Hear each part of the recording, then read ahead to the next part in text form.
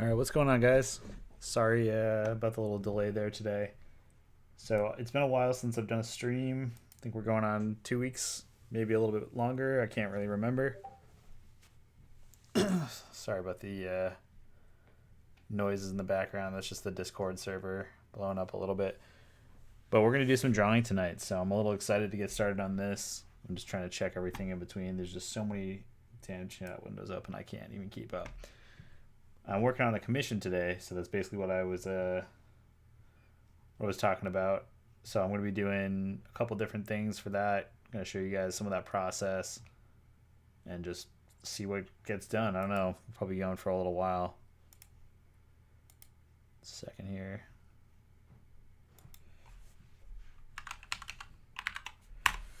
All right. So yeah, just waiting for people to start joining the stream. Usually takes a couple minutes. I didn't really announce this anywhere, so I didn't put it on Twitter or anything like that or other places. And it's just going now live through the Discord. I have the YouTube chat open. For anyone that's curious, I do have that ready to go. So let me just pull up the artwork, I guess. Okay. So this is the main piece I'll be working on tonight. Pull that off. No, let me just hide some of this stuff that's not important. It's like all the weird things that pop up that I don't really need to be looking at right now. Some of these alert boxes don't matter. Alright, alerts, it's view counter. Alright. Trying to remember which one I can turn off. Sorry guys, it's been a while since I've used any of this. Alright, there we go. Okay, so that stuff's turned off for right now.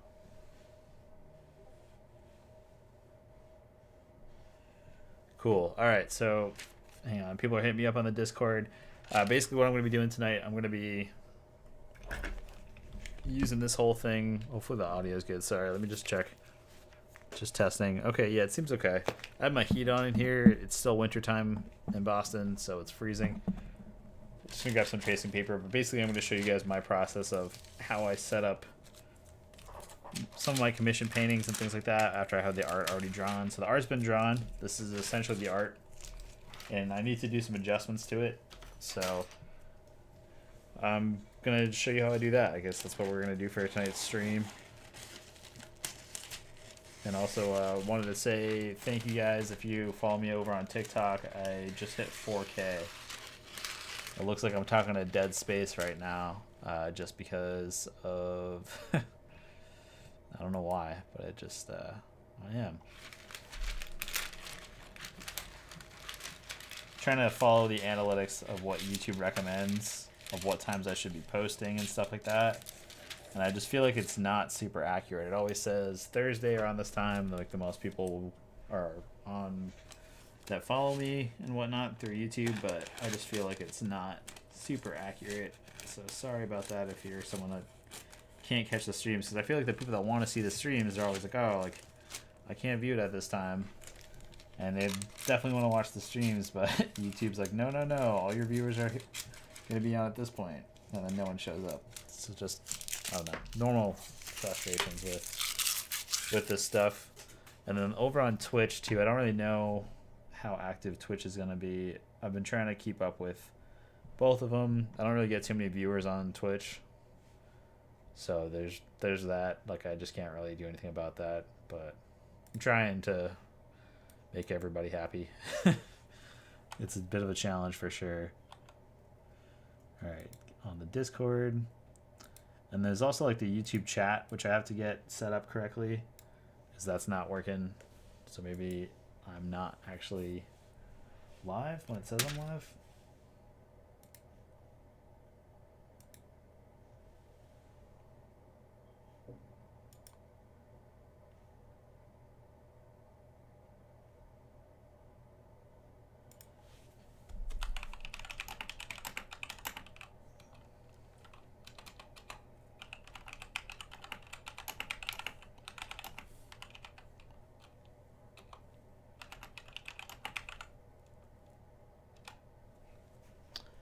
Okay.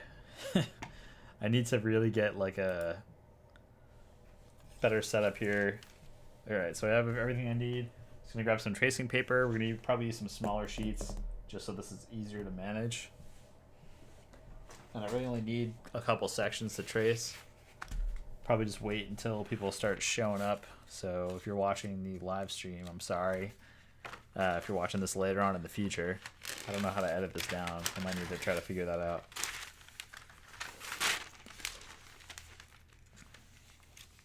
And we got some, looks like some new subscribers in the past 2 weeks since I've posted, so we'll just get those out of the way.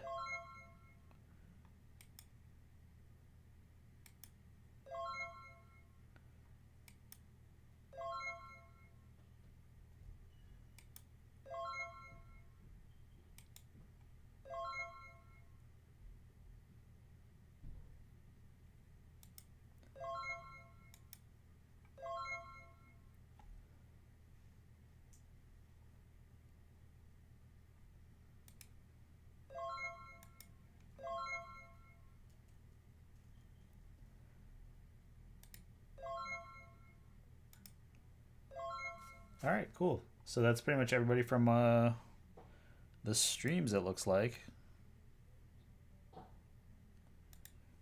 Or sorry, from the that like recently subscribed. So that's all good. And we have the YouTube chat open, so I'm just gonna do some testing. Okay, let's see. I don't know if that's going through or not. So I just did, there we go. Okay, so that's working. Just waiting for people to show up now.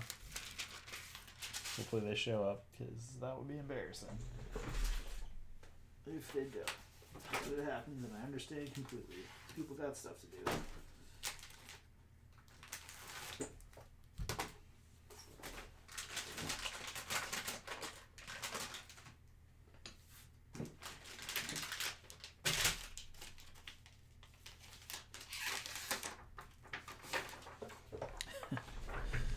All right, so I guess it's I'm just gonna get started because I don't know when people are gonna show up, and I actually need to get work done on this. So hopefully people start showing up.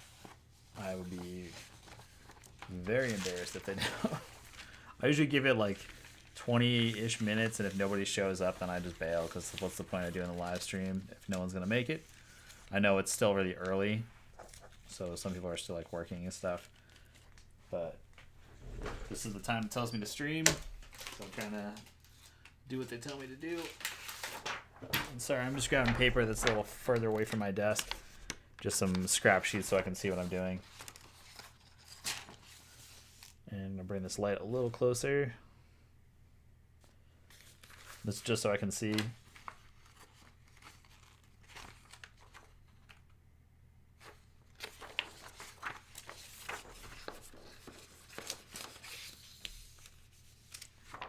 Looks pretty good. I'm just going to grab some links as well to post in the chat, because I always forget.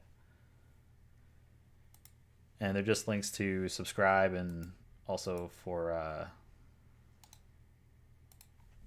my Patreon and stuff like that. So I'm just going to grab those really quick.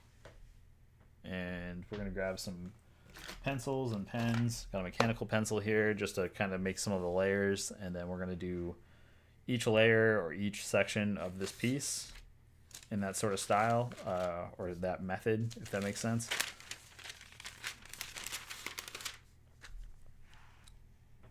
Okay.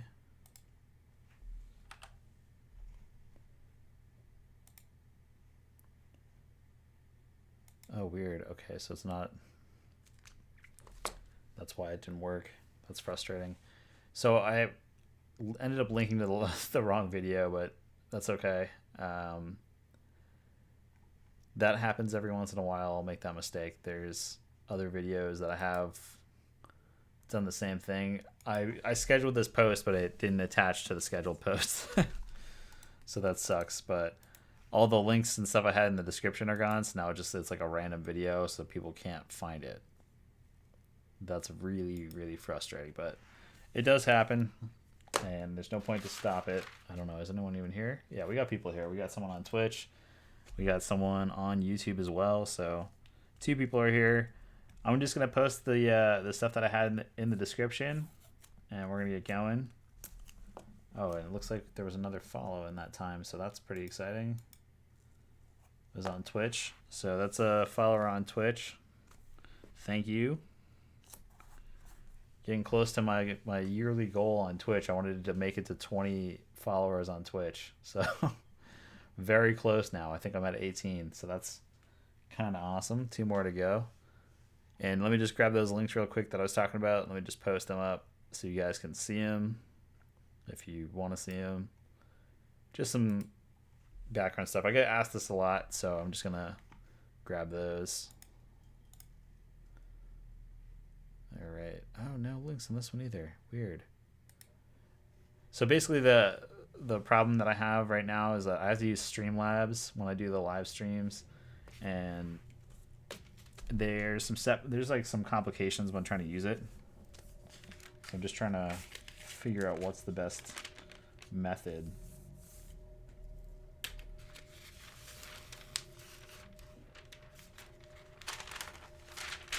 For like some of the features for YouTube, until you get to a certain point, a certain amount of followers and a certain amount of like watch time and all that, you don't get the same features as some other content creators on here, just because it's all involved with like a monetization aspect of YouTube, which is really kind of a pain to deal with. But I have like the stream stuff open for people to do donations. Not that that's like a fundamental aspect of my streams, but people do ask, so I'd like to have this stuff ready to go basically, and they don't have to think about it. I don't have to like send them somewhere like I'm trying to do right now for people that want to do that. It's like never an obligation on any of my streams, and people know that, but people do ask, so I try to accommodate and have it in the description, but that's like lost, so we're gonna just roll with what we got. And if you can, guys, definitely like the video. It helps me out a ton. There's just like so much different stuff I can not really get into in like the short amount of time, but we're gonna get started. So basically I have the tracing here. I put that down on top of my sketch. This is the sketch from the concept art. If you watched the last studio vlog video, you saw how I kind of did that with the artwork that was in that one. Oh, sorry, we're doing something pretty similar today. So I have a smaller sheet of tracing here that I'm just adding to extend to the line art. I'm going to do these separately so that I can see what I'm making and when I'm drawing on there. And we're just going to grab kind of a big pencil. So this is just a lead holder right here. So just going to hold this guy, and we're going to just use that for everything. And basically I'll start sketching this off in sections that need to be masked off individually. So I gotta pull up my concept art right here so I can actually see what I'm doing. Sorry guys, looking for one of my pages real quick. Oh, what a day.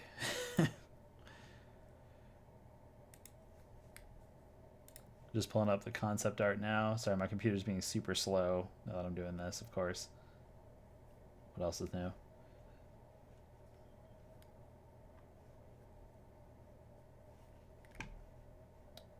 Where is it? Nope, that's not what I wanted. Okay. All right, 1 second. I'm going to be right back.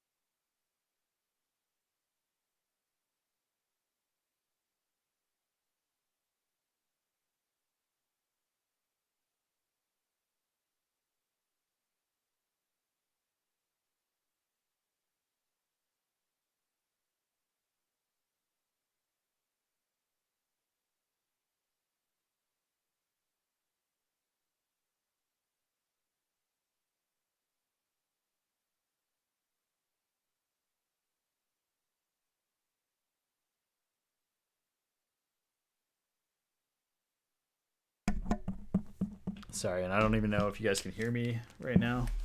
Hello? Okay, so the audio was off on my mic still. All right, so everything I just said, I don't know if you guys picked it up or not, but basically what I'm doing is I'm using a piece of tracing paper right now on top of some line art to basically distinguish different sections I need to cut out when I do Frisket film or if I do anything like that. Oh, and the viewers drop back down, so I don't know what's going on with my feed right now. This is so frustrating. I'm sorry, guys. Just trying to get this all figured out, make sure that it's working.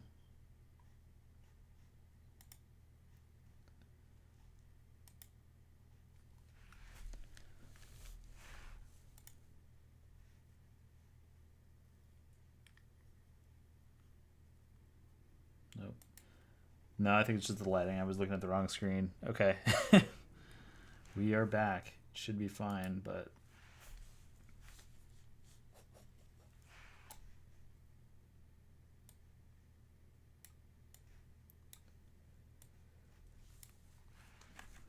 Okay. So we have this one. So this is where it gets a little tricky. So we have a section that kind of breaks apart. So if I were doing this with a Frisket film, I would just kind of see which areas I need to cover before I really kind of bug out and get every little tiny detail.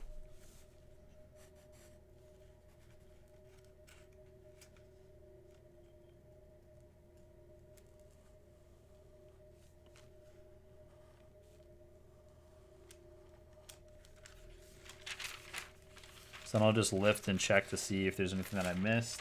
Doesn't look like it. Looks like it's in a pretty good spot. I'm gonna move this piece over as well because I had to mirror it. So just doing that really quick. Doing that down here. And this is the section that the extra piece of paper was for because there's this little piece down here.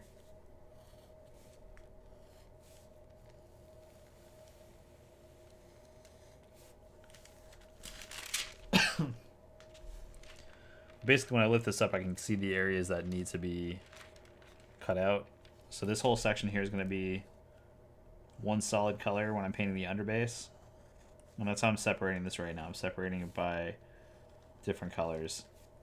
So that's the first section right here. All of this is going to be filled in with a solid color. And I'll just mark the different segments kind of lightly, so I know there's like other lines there. Alright, that one's not a line, it looks like. Let me see. Alright, yeah, that one's incorrect, so erase that, because that's not right.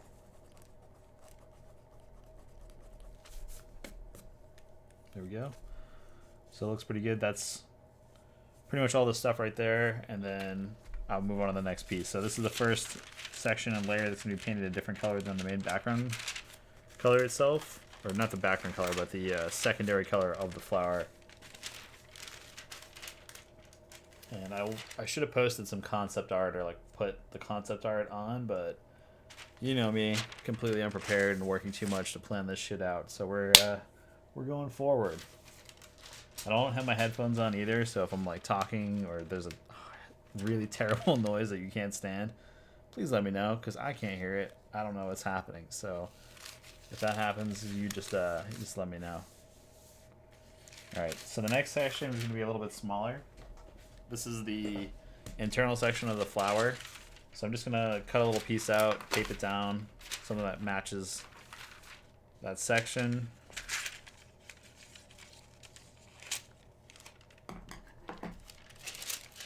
And again, I'm just using just plain tracing paper, nothing too crazy. Some of this might change. I'm still deciding on the centers of this. I might use like a soft cap and just spray a soft center on the inside. We'll see. Sorry, I'm just looking for tape.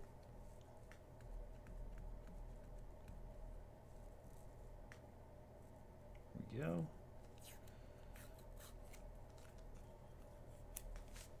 This is just to hold down the piece of tracing paper. So I have this piece of tracing paper right here.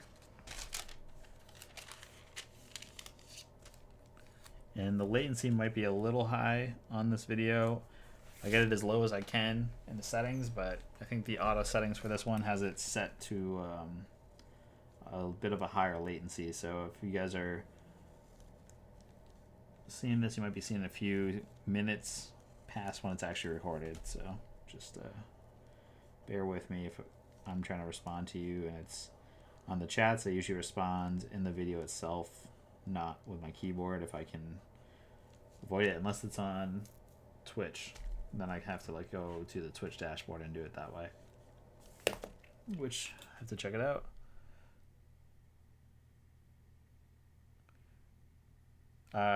Sorry, let me respond to this person on Twitch, which I'm just realizing. Sorry about that. And they were just asking, they were complimenting my work, and they're asking if I plan to do on more if I plan to do more toys. Yes.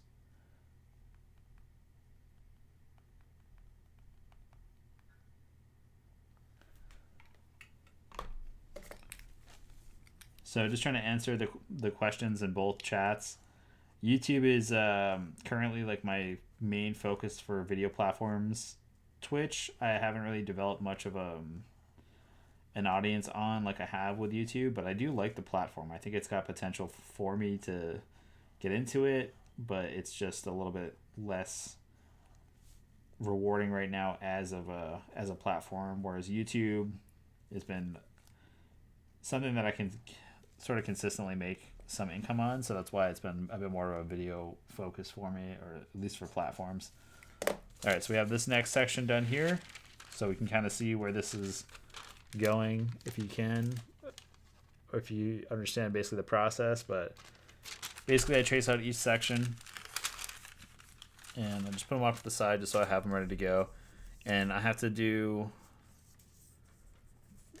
like different things where I have to either cut it out of a hard stencil, which I guess we could do that. If you guys want to see that, we'll do a hard stencil cut. And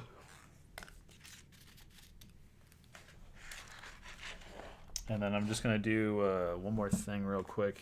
Sorry, let me just move this over.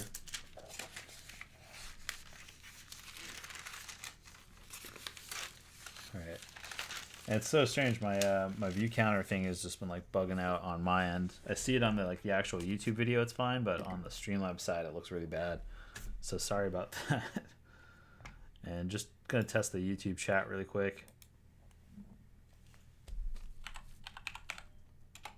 All right, cool. So that is working.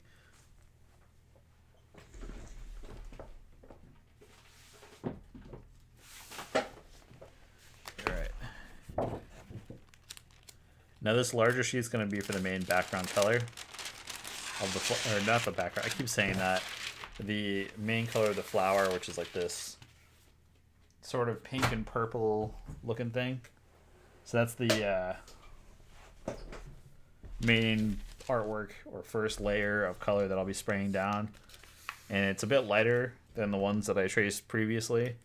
So that's why I'm doing that in sections. And then I'll actually be taking each individual flower petal. So each one of these little sections on the inside of the line art, I'll be taping off and then cutting out and then spraying different shades of paint. So I'll take different values of the spray paint that I already grabbed. So these guys, just a lot of different colors, so you can kind of see like there's different variations of tone. Some of them much more drastic than others. The contrast is what I'm basically going for with this piece, and these are most of the colors that I have here. So all these colors that I'm grabbing right now, every single one, they're going to basically be used on this piece, and I'm hoping it'll have plenty of contrast, and I'll go in with a brush and clean up the line art. So I'll basically start with the two main colors. The base colors are going to be this lighter one here, and I believe I had picked out this one. So these will be the two, or sorry, no, this one right here. No, this is right. I don't know. I have them written down in the sequence I want to do it.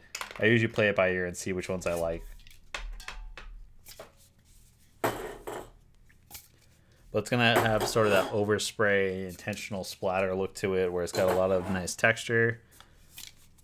Things like that. The line art will be this dark purple. There was a lighter dusty purple that I found that I really like the color of, but unfortunately the place that I go to buy spray paint, the supplier was completely out of that color, and I was in a bit of a rush, and they're not sure when they're restocking, so I just grabbed something that looked pretty close to my original concept art as far as the color goes. Alright, so we have this. Need an extension on the piece, so we're going to just tape this one down as well. And then we'll grab a little extra piece of paper and just cut that off and cover the bottom section so we have enough.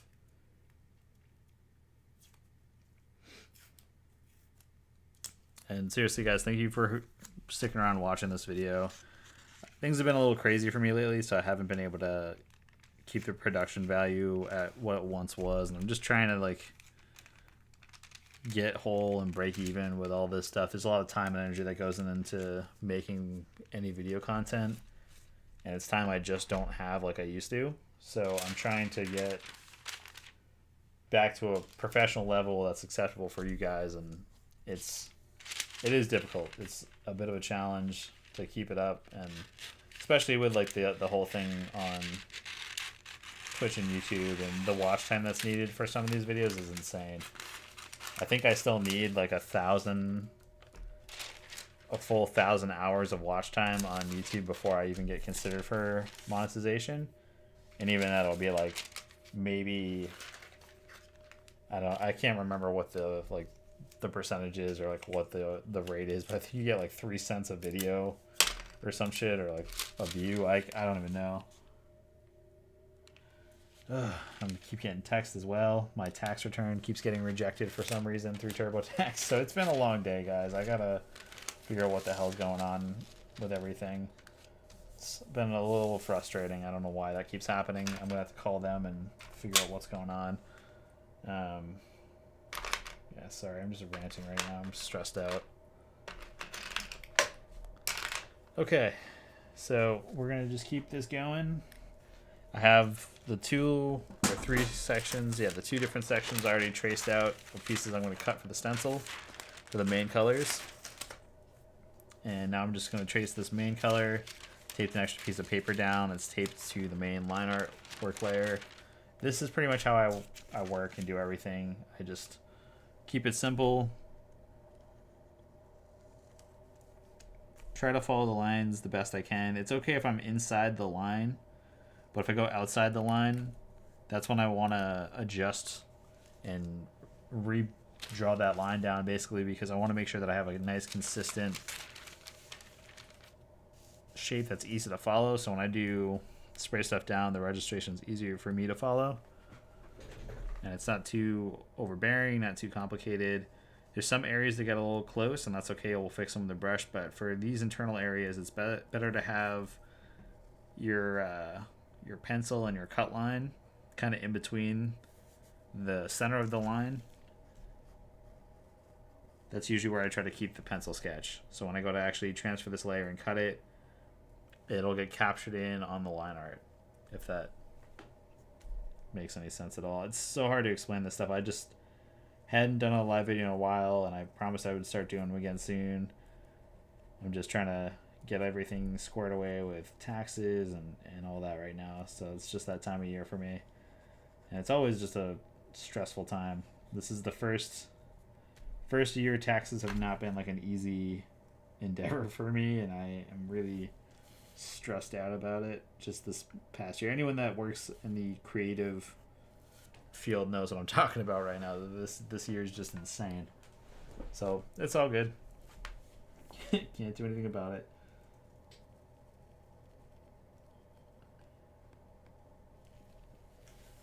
And yeah, guys, feel free to like talk in the chat or anything. It definitely helps me a lot, so I'm not just talking in dead airspace trying to find things to say, because once I explain a few of the steps, they're pretty self-explanatory, and I feel like it gets boring. So like, what are you guys doing? Like, what have you been watching? What are you doing? Save me from my own rants. I don't need to hear hear myself in the future when I'm looking back at these live streams.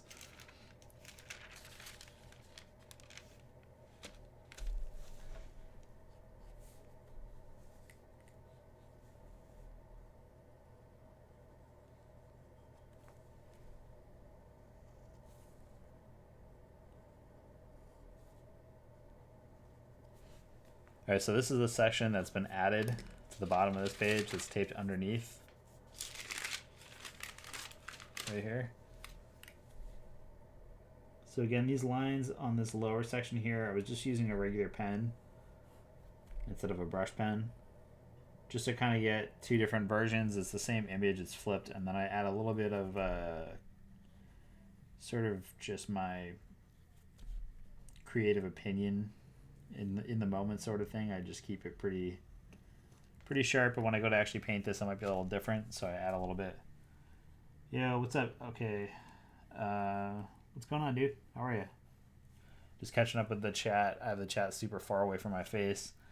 Whoever's watching on Twitch right now, you're killing it. Thanks for being the one Twitch viewer.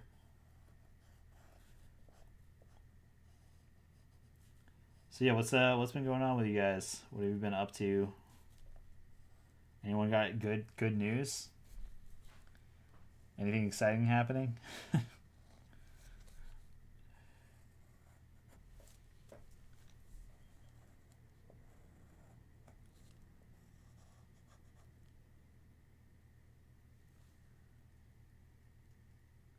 Still in college. That counts as good news, right?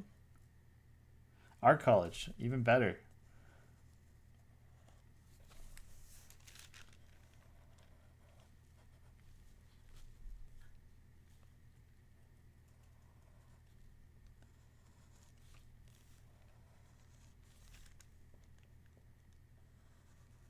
So are you like majoring in anything? Are you doing anything like specific in art college?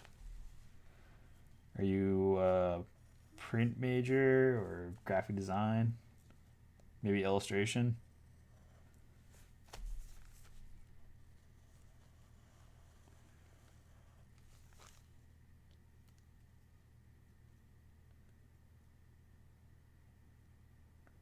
I'm doing okay, dude. And yeah, no, I think I remember your image from before. Visual and digital art. You getting that NFT money?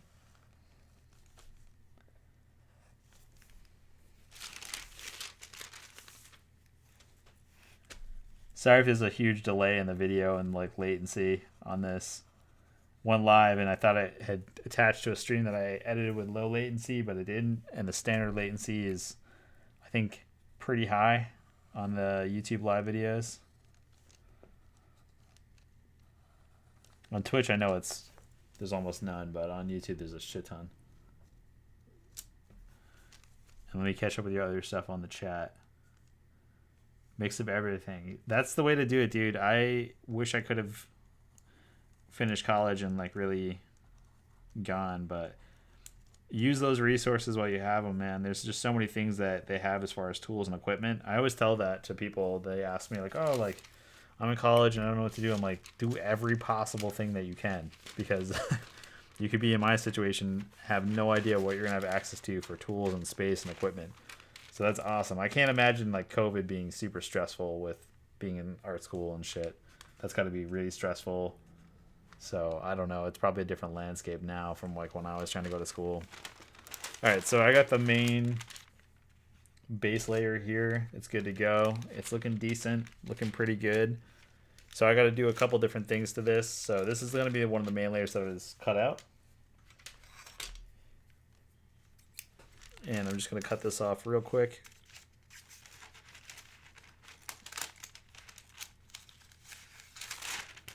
All right, cool. So this is basically the main thing that's going to be cut out for the first couple layers that I spray down. Now, when I normally do this, I would position the artwork and transfer it onto the canvas, but I'm going to be doing something a little bit different. Oh, the NFT money. You haven't seen all the stuff going around about NFTs yet, or are you familiar with them? They're like the non-fungible tokens. It's a type of digital art that's on the cryptocurrency blockchain. I don't know. People have been posting about it everywhere for the past week, and I've been considering getting into it myself, but apparently it's I don't know if it's going to be something that lasts for a long time or what, but it's pretty crazy. This isn't financial advice. I'm not telling you to go get into it, but maybe check it out and see if it's something that you might be able to get into, because there's some people making some crazy money right now in the digital art space for the first time really ever, because most digital artists, it's a hard thing to make a living with just digital art. Okay, so I have all the layers now separated in the composition here. And now basically what I gotta do is I gotta figure out the different sections I want to apply this to. So let me go get a piece of cardboard and then we'll transfer the drawing down, and I'll actually cut out a layer so you guys can kind of see that process and all that. I'll be right back. It'll just take me a few seconds, so just give me 1 second. We'll be right back.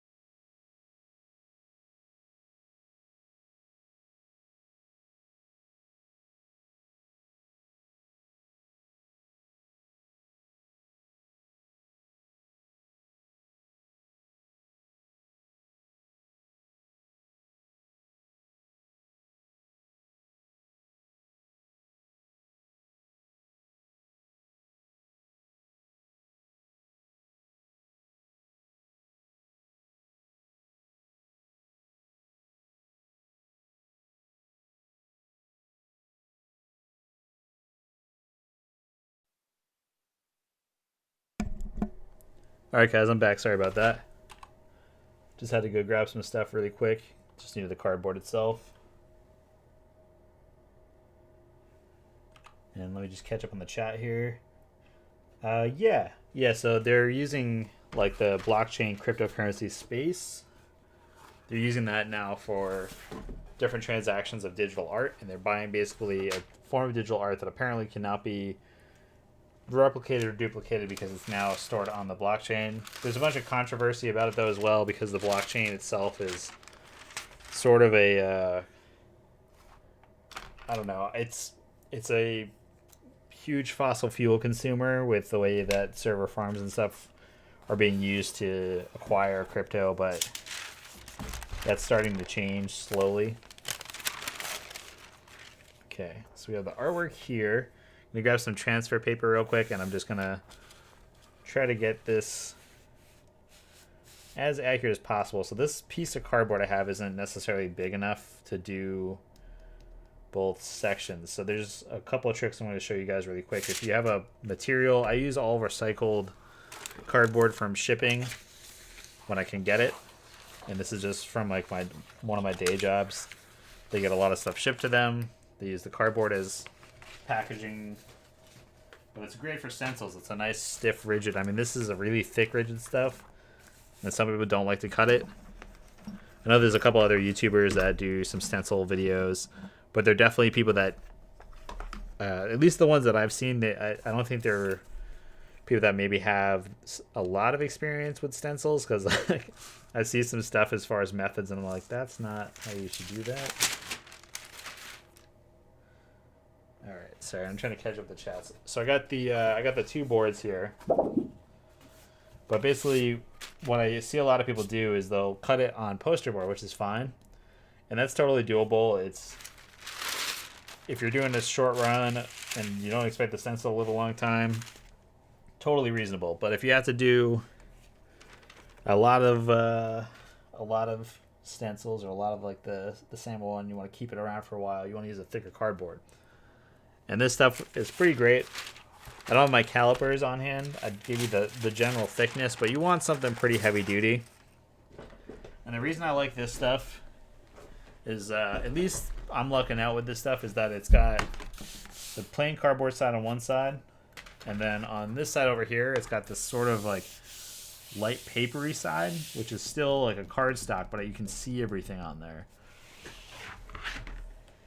really well. So when I go to transfer this with some of the transfer paper, you actually can see it, and that's what I like about it. So you can see everything. It's super clean, and I'm just using washi tape right now so I can see the seam, but I'm just going to connect this as close as I can and just tape it down, and we'll get generally like a rough idea of where this needs to be.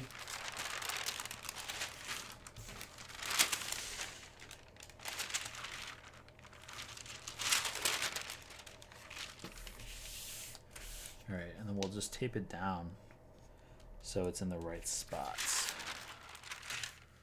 Yeah, there we go. So you can kind of see this hinged edge here. See how I really don't need that much room on this part of the stencil? I'll just mark it in the general spot where I got to cut it. So you want to give yourself a decent amount just as support.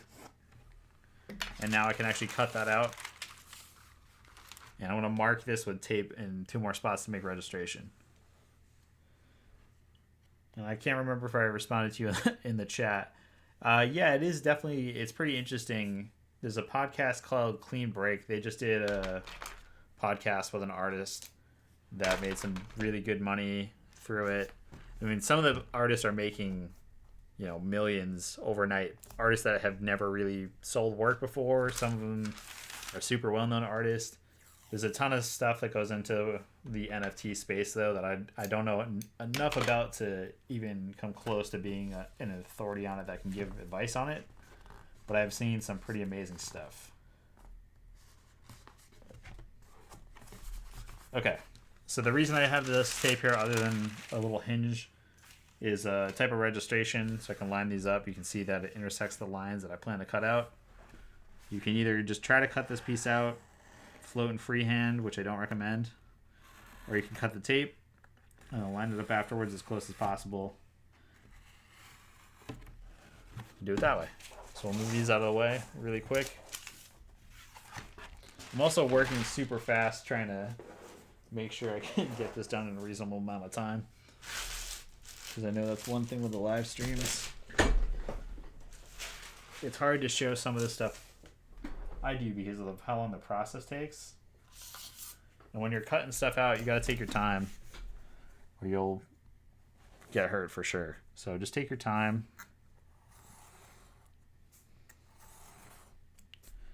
I just scored this a bunch until I can get through it.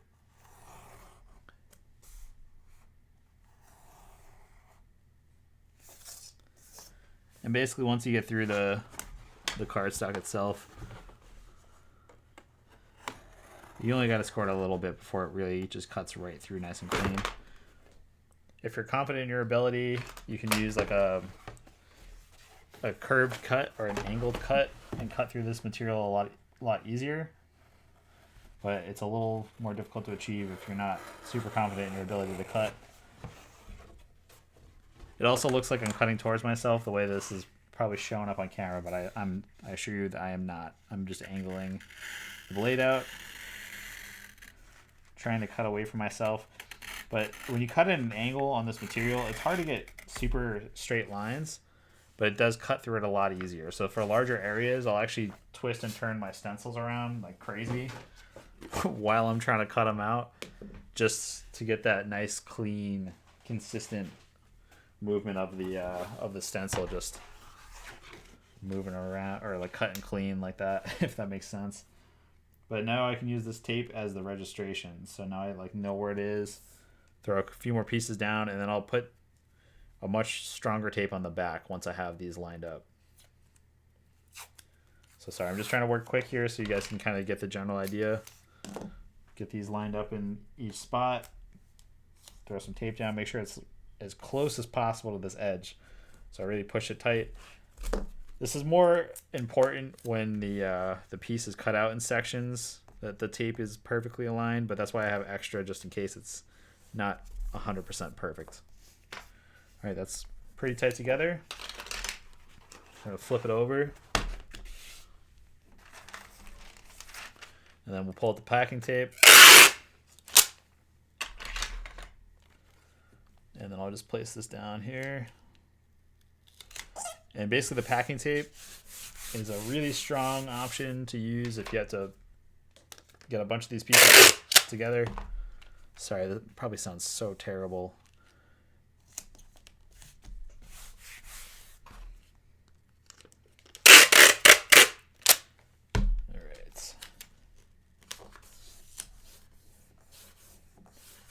Okay, so you got the packing tape on there. I'm sorry if the audio is absolutely horrendous right now. Is the audio on? Testing. Okay, yeah, it's on. Sorry guys. I feel like every time like the last couple of streams I've done have all been sort of chaotic like this, so I'm really sorry about that. Casual streams, they're coming back 2021, I promise, at some point. Okay, you can hear.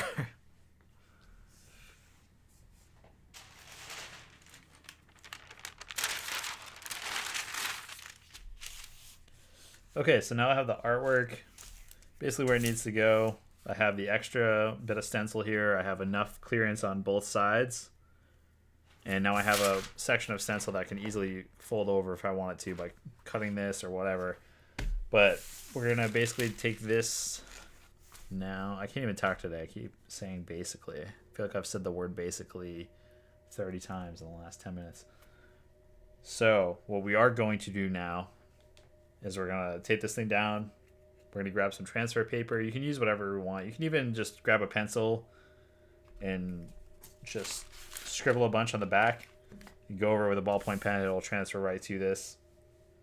But we just got to transfer a little bit, and then we'll just cut it out.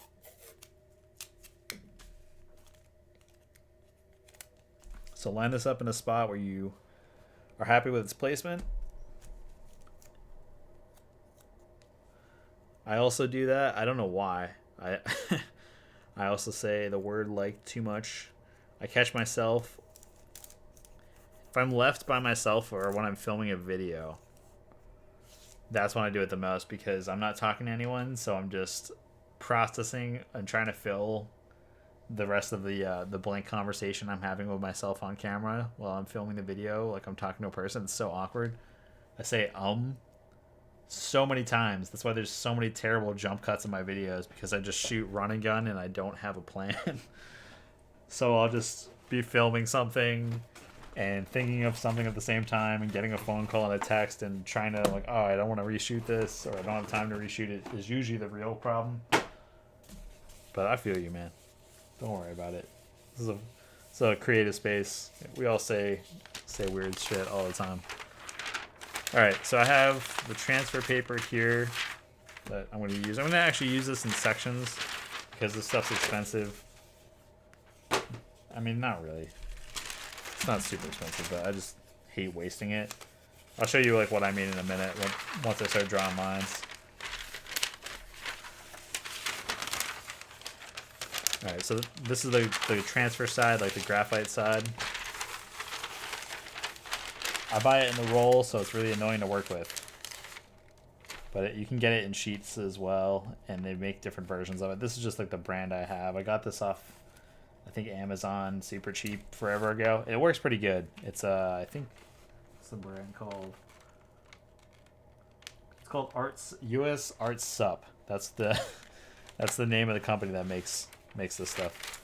There's no like actual brand. It's just artist transfer paper is what they call it.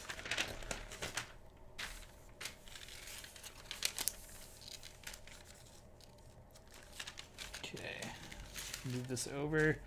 So you just want to, right underneath the drawing, you can use a pencil or whatever. I find a ballpoint pen works best because it gives enough pressure. And you basically just gotta, there it is again, sand it again, basically. And then all you have to do, this is a definite to get this to work, you have to just trace over it. Sorry if you can hear the dude bumping his system outside. I live in a city, so there's a lot of weird background noise. Even though I live on in a pretty quiet neighborhood, there's still just like shit going on all the time.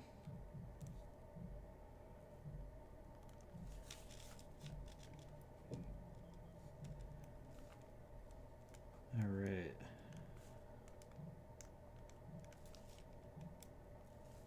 So you just follow the lines. I keep it pretty basic. We're doing just the outer edge here for this layer, the stencil, so I don't have to do all the internal lines. Just need the outer edge. And again, I'm following as close as I can to the halfway mark of this line art because I use the brush. And I plan to use a brush to do the final line art details again.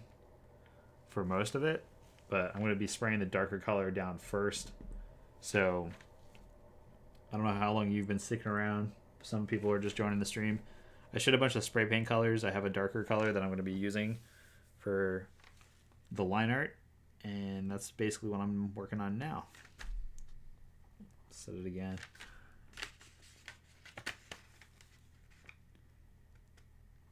So this stuff is pretty amazing. You can use transfer paper on everything.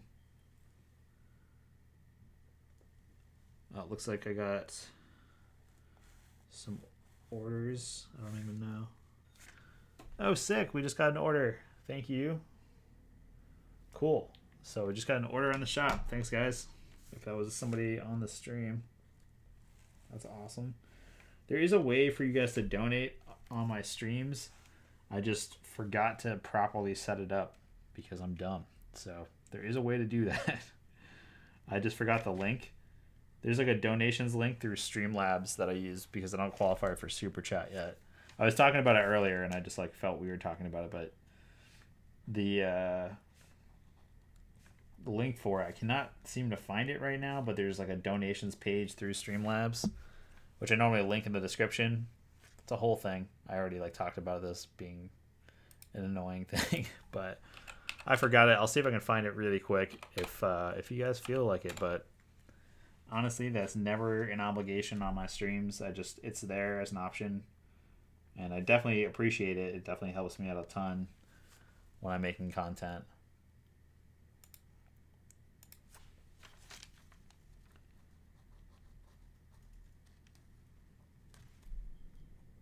And also for other people just joining the stream, I just made it to 4K on TikTok, so that's a huge milestone for me. It's more people. There's like there's way more people on TikTok following me than on Instagram and on YouTube combined right now. So that's pretty wild. I feel weird being a grown ass dude and talking about his TikTok account, but you know, gotta get that support as an artist anywhere, and TikTok's been super successful for me.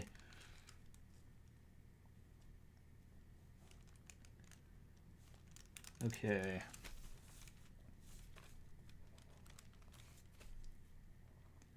So I gotta move this transfer paper down because I was running out of space.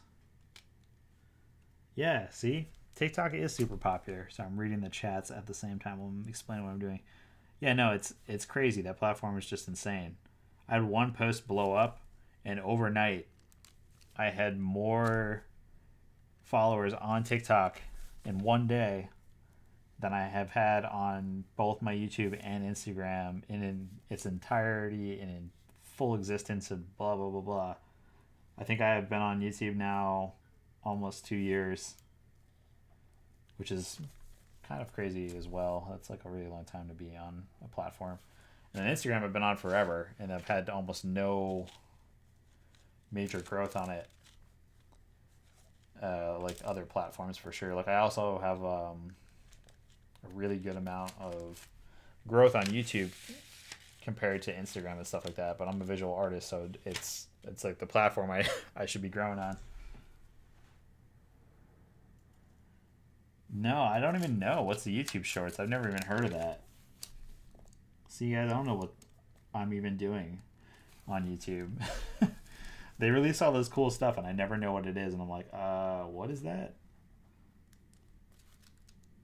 YouTube Shorts. I'll have to look into that. It's probably similar, right?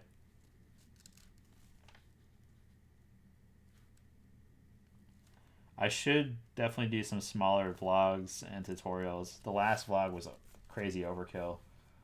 Oh yeah, on TikTok, I should do some of that stuff. I just never know what to share there. I feel so weird on the platform, and I feel like I can't be myself because I'm a big sarcastic asshole, but like in a fun, loving way that you kind of can enjoy if you have my sense of humor. But if you don't, then it probably comes off super annoying. But I should do some more tutorial stuff on TikTok. People want me to do graphic design content on some platforms. A lot of people that I know personally tell me I should do some graphic design stuff and like just weird stuff that I do sort of professionally outside of just the general art. For those of you who don't know, I used to work for Converse as a graphic designer and also in their innovations lab. So I got some professional credits and skills. I'm a cool person, I swear. But people tell me I should talk about that stuff more, and I always feel weird because I'm like a self-taught artist.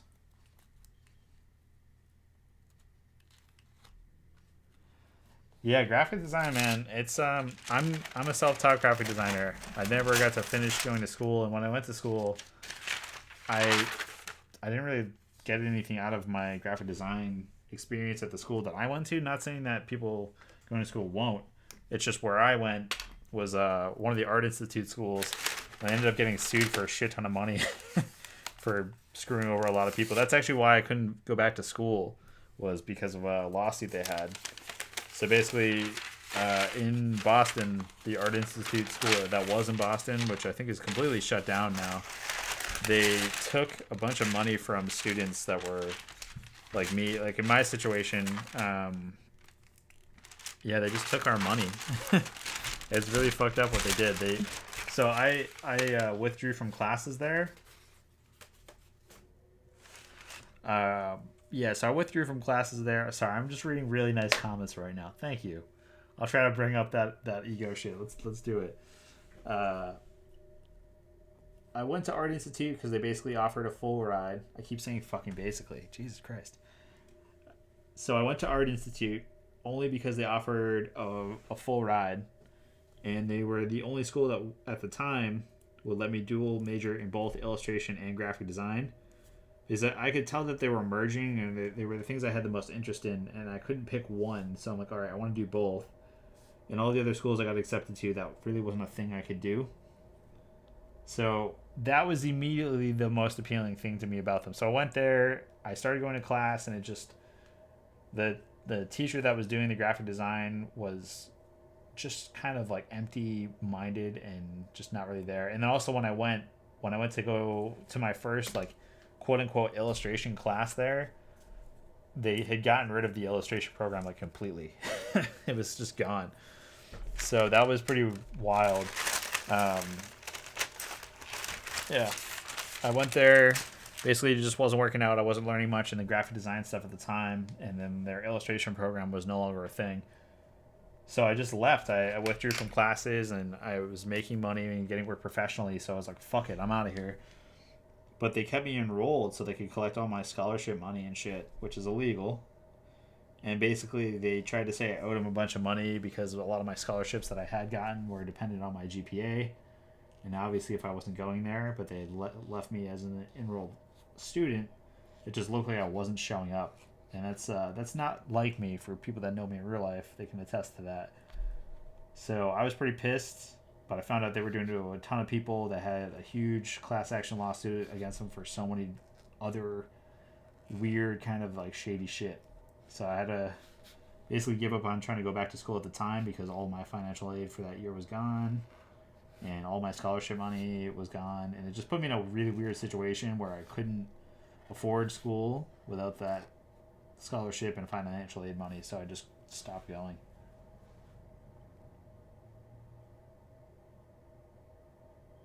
So let me catch up on the chat here.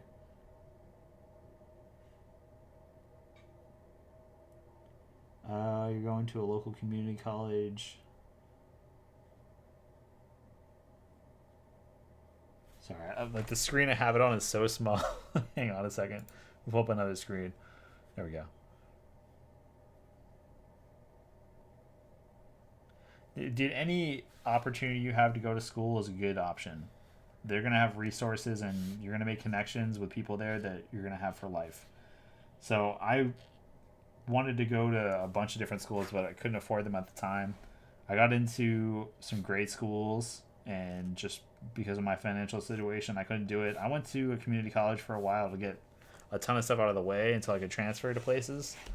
And that's kind of what I did at first, and it was fine. But I got to a point early on in my freelancing career where I was starting to get work professionally in both illustration and graphic design. I don't drink or party, so my whole like, hey, Space Case just joined. What's up, dude? And it's not R rated. Yeah, dude. Like I was saying, sorry, I always get distracted when Austin pops up anywhere. 'Cause the dude's hilarious. I I was getting work, so I left, and like the whole like debacle of just spending money to go to a school I couldn't afford anyway without the scholarship. So made the decision, withdrew from classes. All that shit happened, and then started just freelancing. Worked in the skateboard industry for a really long time, managing, running skate shops. Used to ride for some brands before a big surgery. I should really do like a YouTube video on like my, I don't know, my fucking origin story, because it is weird and people do, tell me it's a pretty interesting one. I just feel weird sharing some of that shit because it is a lot of like personal stuff. But I would just went off on a rant, a tangent. But my point is, doesn't matter where you go to school or whatever it is, like you're gonna get as much out of your education as you're willing to put into it, no matter where you go. You could go to the literally the shittiest place on the planet, and you'll get what you put into it. That's especially with art school. It's just people just assume like you go and all of a sudden like you're gonna be good at stuff. It's like no, the reason people do so well in art school is, one, even if they like are terrible at art, because you'll meet them. There's like people that go to art school and they're trash and or whatever, but they put in the work to network and communicate, and they're allowed to sort of grow that way, and then they get their creative skills later on as they've been in school for a long time. So I was terrible a few years ago at art, like 100%. The skate history of wolf pits. Oh man, dude, I actually should do that because I've been pretty fortunate enough to be a part of a pretty rad scene. Anyone from FSP, which I doubt any of those dudes are watching, but shout out to the original FSP crew, the Falmouth skate park crew. That was like my small town skate park I grew up skating, and they actually just like redid it a few years ago. But I should do a Wolf Pit skate history. That'd be sick.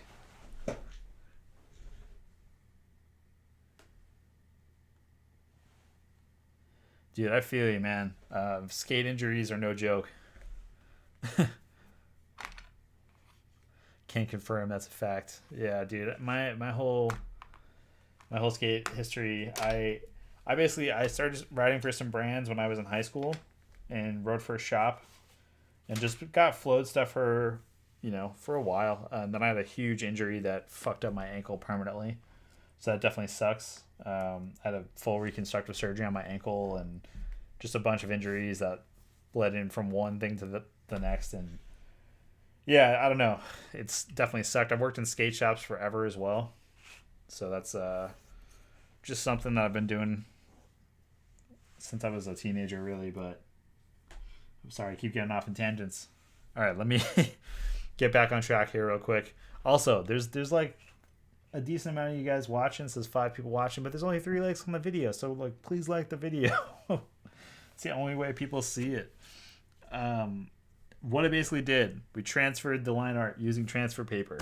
Then I went around the whole thing with that transfer line art with a dark pen so I could see. Just use again a brush pen because I just like them more. And you want to cut on the outside edge, not on the inside edge of this one specifically, because it's going to be too small otherwise if you don't. I'll have to dig up the my old skate photos. I gotta see if I can actually find video footage from back then, because at the time when I was skating, so this was just before every single person had a smartphone in their pocket. When I was like in my prime of skating, I think like the first iPhone had come out, right? Like the very first iPhone. So none of my friends really had it because none of us could afford an iPhone, and all my old footage was shot on actual like film cameras. So I think all of the tapes are on my buddies, like on some of my friends' tapes, like that they have of themselves. I have like clips somewhere, but it was never like our goal and mission to make like videos in that sense to get like sponsors and shit. It was just circumstances of where I lived and like who I knew in the skateboard industry from working in shops, and that would see me at events and shit. That's just kind of how I got into more of the skate industry, of just being around and being a skateboarder with a really great crew of dudes. But there's some cool stuff I've got to experience. That last piece I just did, like that Jake Phelps piece, I was fortunate enough to skate with Jake Phelps a couple times. A lot of people don't know, but he's actually from Massachusetts originally. So he grew up. I'm trying to remember it. I think it was Marblehead, Mass. Just like a small little like fishing town, basically. So he just come to Boston, skate. He was a part of the Boston hardcore scene early on in those days, which is just crazy to think about. But yeah, I got to skate with him at a couple of different events, and that was always just such a really crazy, cool thing. One of the families I lived with when I was in high school, that's like a whole other thing I don't want to get into, but I lived with a family for a while, and their son was really great at skating, and he was a super young kid at the time, and he put a bunch of stuff together and ended up sending a letter out to Jake and got Thrasher to come through to our small skate park. I can't even remember how old the kid was. This kid Emmett, he rips, by the way. He doesn't really like do much on social media, but this kid Emmett, he just kills it. But his family was really really great to me, and I was going through a lot of shit when I was in high school, and they just kind of took me in. But yeah, I don't know. That kid Emmett like sent a letter out to Thrasher, and he ripped, and we got Thrasher out there. P-Stone also skated with us there. It was pretty crazy. I'm getting into it. Yeah, I'm getting into tangent time. I'm giving you the verbal lore history of my skate shit. But yeah, it was pretty cool. They flew out for literally just a day, basically, which was pretty wild. I guess Jake was gonna visit his mother, then came to where I was living at the time. I lived on Cape Cod, which is a coastal section of Massachusetts as well. Anyone that lives in the east, every fucking small town on the East Coast for the most part is a beach community. I lived in one before I was like in actual Boston, because when you say Massachusetts, the only thing people know is Boston, so unless you're from here. But I have Massachusetts tattooed on my arm, so if I can kind of show, which is just ridiculous. I lived like right, I can't even get to it. It's like on the underside of my arm. Can't even pull it. The weird boot shaped section of Massachusetts. I lived in that area. It's known as Cape Cod. So I lived there when I was in high school, and that's basically it. That's I keep saying fucking basically still. Our skate park sucked. So we were running a bunch of events one summer, just trying to raise money for it. We had Thrasher come through to our park. Jake Phelps came through because of the letter that kid Emmett said. That was cool. Oh yeah, see, yeah, Austin, you fucking New Jersey kid, you get it. Yeah, everything's a beach community there. It's always just like, if you haven't lived in like a beach community type 5 setting or a small town beach community, it does a lot to you. Does a lot to you, for sure. But yeah, I lived in one, and our local skate scene ripped. Like I don't even like care to brag. Like everyone, when I was growing up, everyone I skated with was so fucking good, and I think that is the only reason I was good at all, was because everyone around me was fucking insane. Like everyone was just so good. And I think that's part of the thing is like that isolation effect. Like people talk about Rodney Mullen being such a great skateboarder because of his just weird isolation that he had in Florida, and just being by himself and just constantly skating and only having that. That's how I felt like when I was in high school. I didn't party and do any of that shit. I just skated and hung out with my friends and did really dumb shit like every teenager does. But as a skateboarder, especially one that's straight edge that doesn't party and shit, I kind of stood out in not necessarily like a bad way, but in a way that like, unless you really knew me, I was weird. Skateboarding wasn't cool when I was in high school. Not until at least my senior year when I like had a couple sponsorships and shit, and people are like, "Oh, like Ryan's gonna be a cool dude in person, and I want to fucking hang out with him." I remember this kid like threw a party for me that I didn't even fucking know, and I didn't show up because I was like, "This is fucking weird." But no one really talked to me in high school until my senior year. It was like, I feel like that happens with everybody, right? Like, if you're like the lame person or like the fucking nerd, no one talks to you until senior year, and then everyone realizes that you're actually the one on doing all the cool shit. That's how it was for me, like in high school. But my senior year is like just before I got a major injury on my ankle, so it was just bumming around, like wanting to get back to the city, doing shit, and I got a big injury with my ankle where I basically turned my whole foot around backwards, and it broke everything in my ankle and my foot, and all the ligaments and tendons and shit were torn in my ankle, so it was pretty fucked up.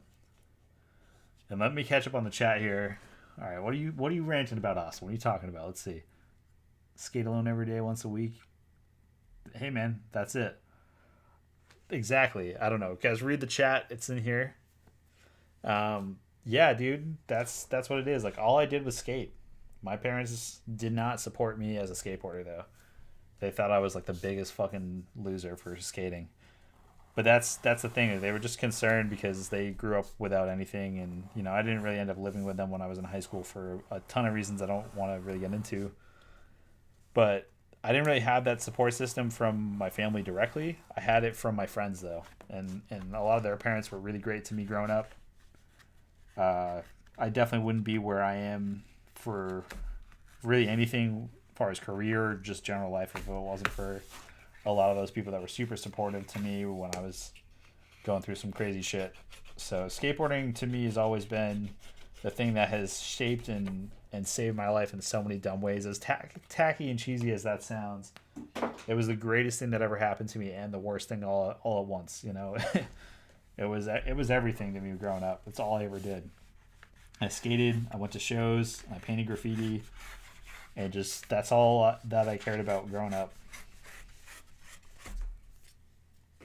I had a really great crew of people that I used to skate with, which again, like I've just fallen out of contact with a lot of these people. Just like life puts you in some crazy paths and directions, but they're all kind of spread out across the country, which is super cool. Like one of my really close friends, Sean, he's out in LA now. He's a photographer. He would shoot a bunch of photos and stuff. He ran a skate shop that was a part of that small scene for a long time. I worked at a competing shop, but there's no bad blood because I would go there on all my lunch breaks and help his mom out setting up skateboards when he couldn't be there or his brother couldn't be there. It's pretty funny. But I worked for this skate shop. I don't even want to call them a skate shop because they were like one of those beachside surf shop type deals, but not near the beach. They just were like a tourist trap for rich people in the summer. And they sold skateboards, so I like ran their quote unquote skate shop. But one of my best friends, Sean, he opened a shop when he was super young, and I think I was 19 at the time. But I used to go there to shout out to Headway Skate Shop. No longer open, but the vibe and the energy still exist. But yeah, I'd go there like literally on my lunch breaks just to help his mom out to set up boards when they couldn't be there. So I just stop by and see what they were doing. If there was a board that needed to be set up, I'd just go there and do it for them. Literally down the street.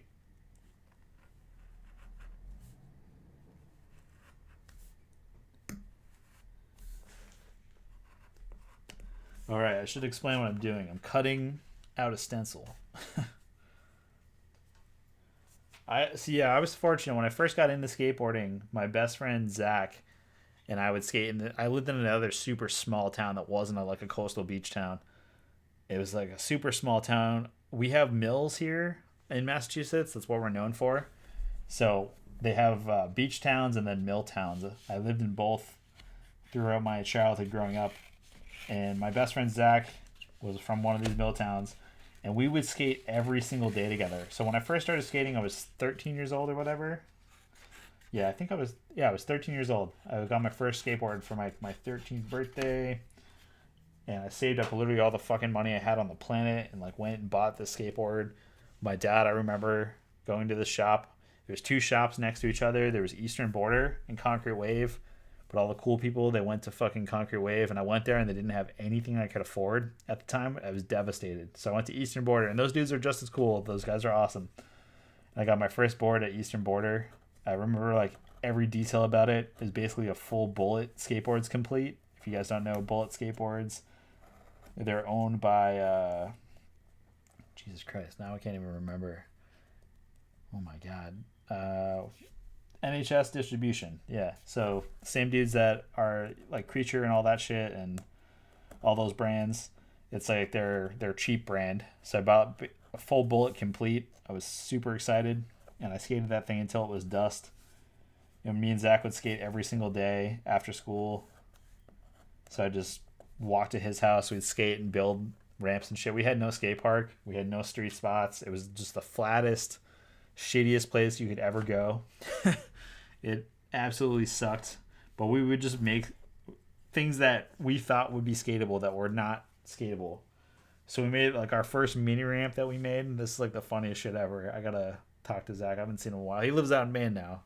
Super solid dude. But we made our first mini ramp out of stolen Roadwork signs. Those giant bright orange ones. And they're made out of MDF, so you can't bend that shit. It's just laminated on both sides. So I stole a couple. He stole a couple. We put them out in the woods. And we just grabbed... I think we got maybe 5 of them in total.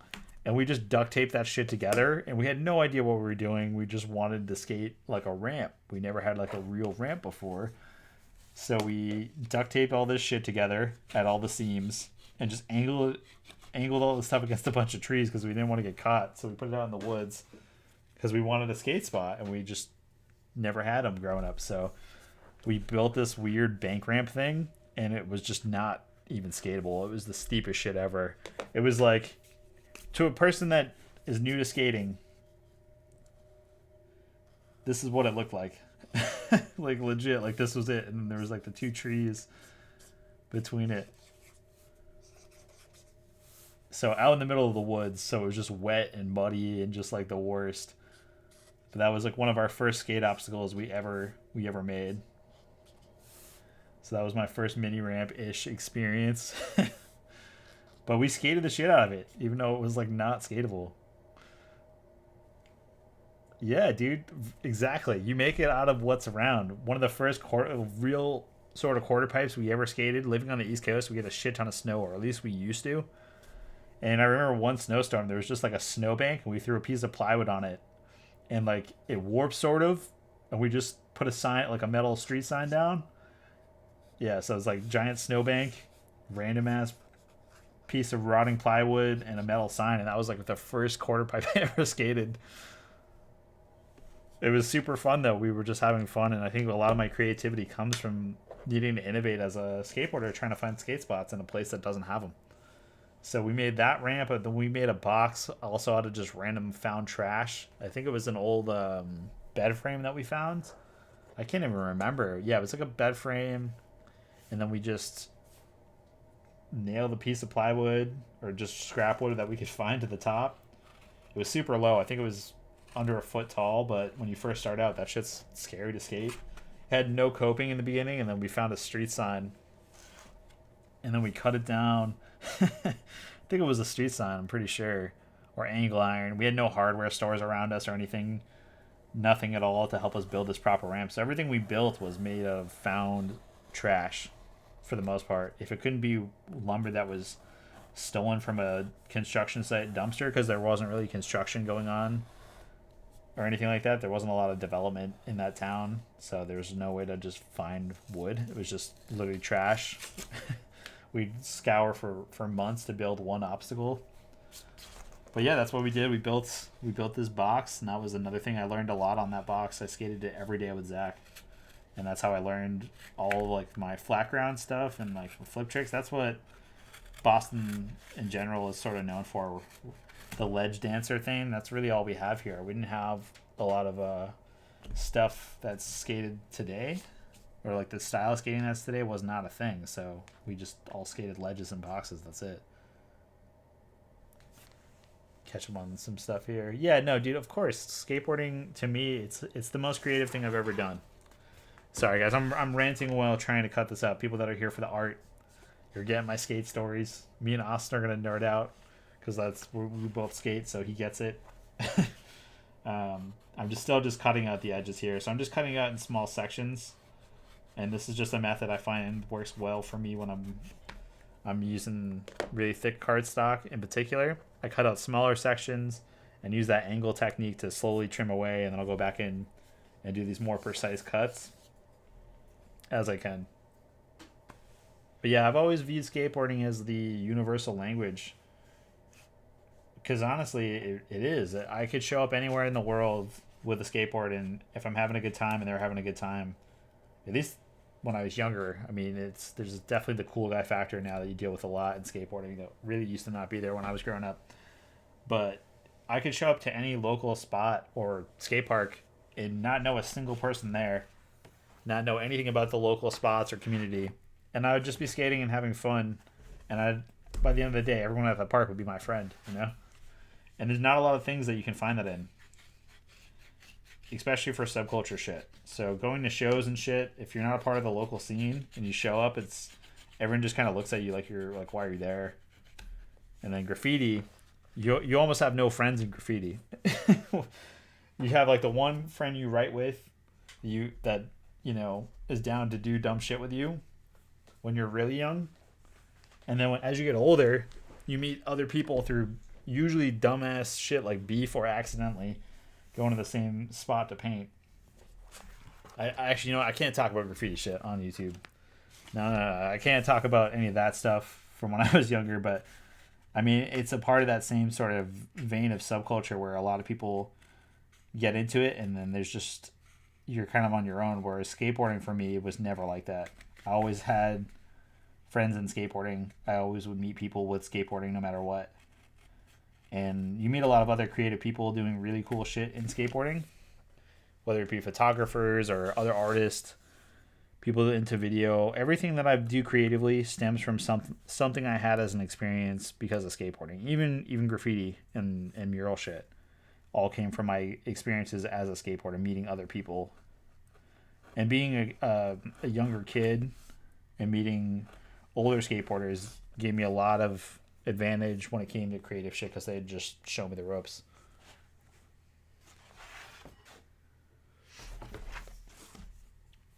And I already forget what I was ranting about before they got me on this tangent, so I'm sorry about that. But thank you guys that are sticking around watching the stream.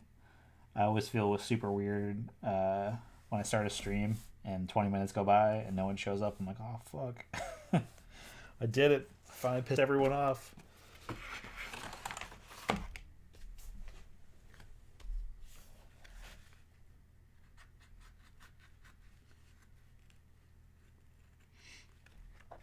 Oh wait, no, I was talking about the FSP crew, the Falmouth Skate Park crew, with all those dudes and how they ripped. But I was giving you the backstory of like my early days of skating. Falmouth Skate Park, another sick spot. They have a new park now, and the old park is right next to it. So me and my friends started like the skate park association there, got that park built with the help of everyone in the scene and community there. So it's definitely not something I did on my own. But me and my friends started that, and the family that took me in, Dr. Blyler and his whole family, was just awesome, and they really got that shit done when I moved away from there. So they got all that done. I helped start it and found it, and then they just took it over and really made it happen.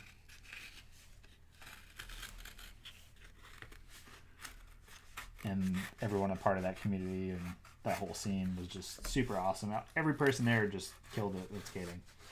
They were super good. But if you're ever Cape Cod, Massachusetts-ish area in the town of Falmouth, go check out their skate park. Go skate it. Go skate the old park. I might even still have some shitty-ass graffiti shit there from when I was a teenager. It's very old, so go skate it. It's over 10 years old. If it is still there, I don't know if it is. They used to buff that park all the time from all the crazy shit that would go on there. Have like a bunch of wild parties and shit up there, and because of the way that the park is, it's off of a main road, kind of in the woods. So we could just get away with fucking anything there.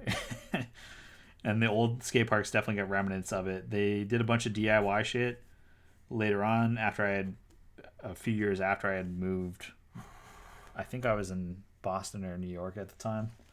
But they did a bunch of cool shit there. I'm in Boston now. It's It's become my home. Boston's the place I've lived the longest. So I moved around a lot as a kid. And Boston is the place I've truly lived the longest. So I guess I don't know where to tell people where I'm from, but most people assume that I'm just from Boston. But I'm kind of from all of weird ass parts of around Boston.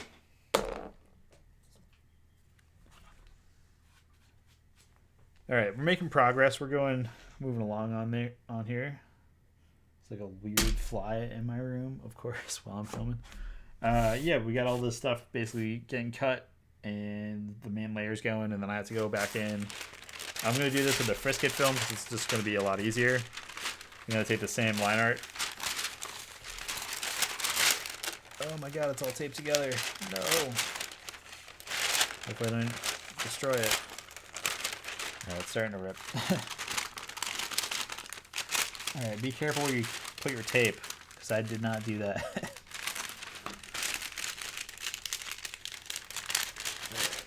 Alright, only fucked it up a little bit. Not too bad. Oh no, that was the wrong one. Aw, oh, damn it. Alright, well I messed up my line art. I'm going to fix that later. I got distracted.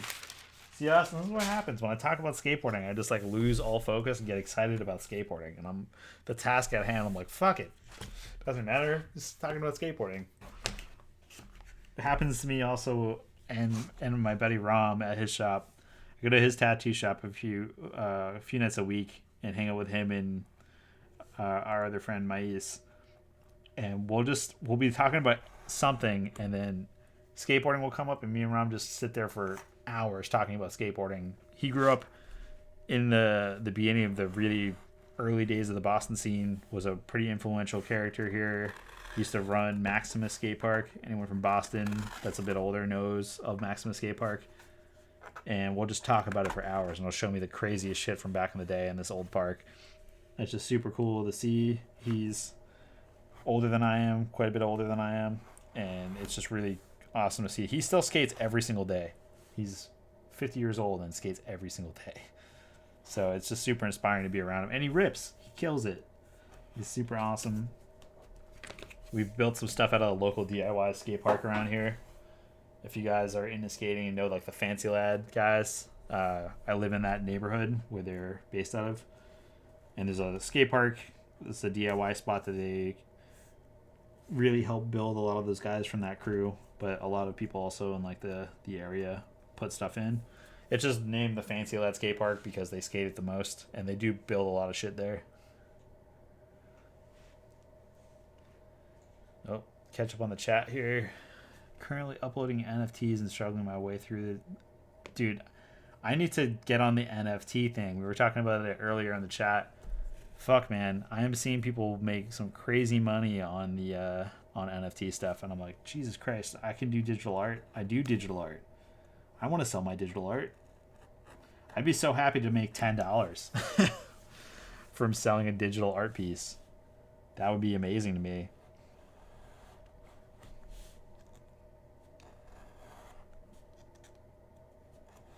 I was doing my taxes and they just keep getting rejected for some reason because I have all these crazy weird tax things because of COVID with my business. So I gotta go back and like refile and figure out all this crazy shit because I cannot figure it out for the life of me.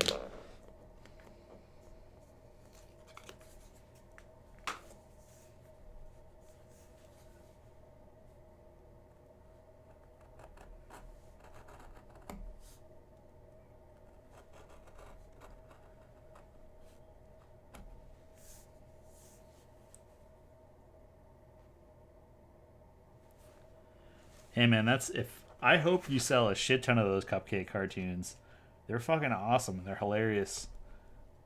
I really do. I think honestly with a lot of stuff I've seen, I feel like your shit would fit right in on there. You got enough internet clout now.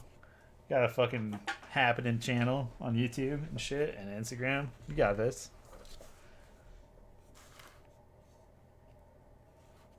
Dude, I need to get on that level of paying people to do my taxes. I always try to do it myself, and I'm just like, fuck. But I have a lot of things to write off, and I'm right now just super disorganized with my apartment and shit being super crammed and tight, and my studio space and all that stuff. Everything's super chaotic on how I get paid on freelance work because I'll take payment any possible way anyone can pay me. I'm like, yeah, you got Cash App, you got this, you got PayPal, blah, blah, blah, blah. I'm like, all right, I'm going to take money that way. And then trying to keep track of that shit through the course of the year of all the random small jobs I have is insane because I'm just a insane person when it comes to working. I work way too much and it is way too hard to keep track of. So this year I got to be much more organized and really careful about how I take payments and shit so I don't deal with this again. Or I can hire someone to do it because that's the move right there. That's the smart shit. Because it is so stressful. I've spent 2 days trying to do that shit while also doing commission work and then preparing for my fucking crazy ass list of shit to do on my different day jobs. But yeah, man, I hope you sell a shit ton of NFT art. I really, really want to see people I know starting to sell that shit. Because so far I've seen a lot of stuff on there that's like, I'm like, oh yeah, that's obvious that's going to sell. Of course, like that shit's amazing. Or that artist is amazing. But I haven't really seen too many small independent artists that aren't established with like, you know, their fucking social media blue check marks and shit. Those are the only people I see making it, like the people that have insane followings already that don't need the money. But I'm hoping some more like smaller artists and shit like you and I can get in on this fucking wave, dude. I should probably swear less on YouTube. I probably get penalized, don't I? I can't remember. I think that's like a thing they tell you not to do. Right? I don't know. I'm not monetized yet, so it doesn't matter. Fuck it.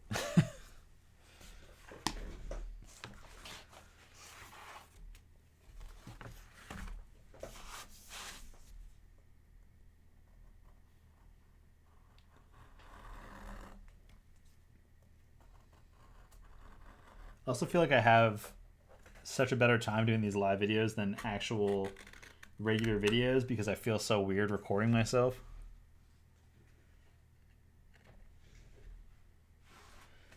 You don't think it matters? What, if I swear?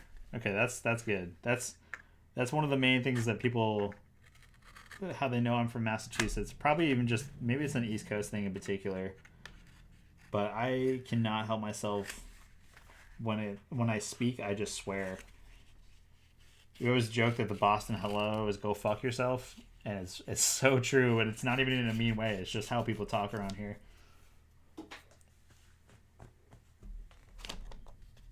I feel like Brooklyn's really similar in that sort of like East Coast vibe. I don't know about New Jersey though. I hear things from my friends in New Jersey, but I feel like Massachusetts has this special gem of just fuck everything. Like that's the whole mentality.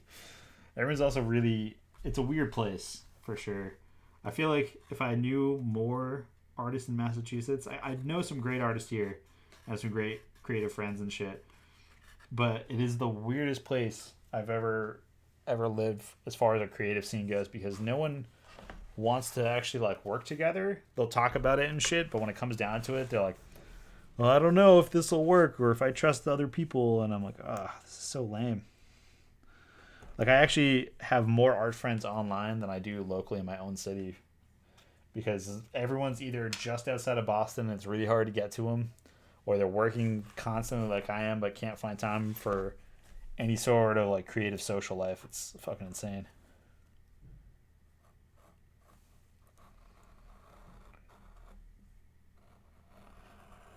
You got some multicultural anger going on. We got that I guess here too.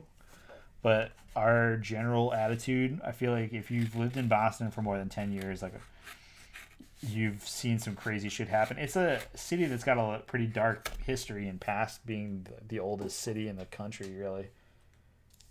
I think I'm pretty sure we're considered the oldest because all the shit happened here in Massachusetts.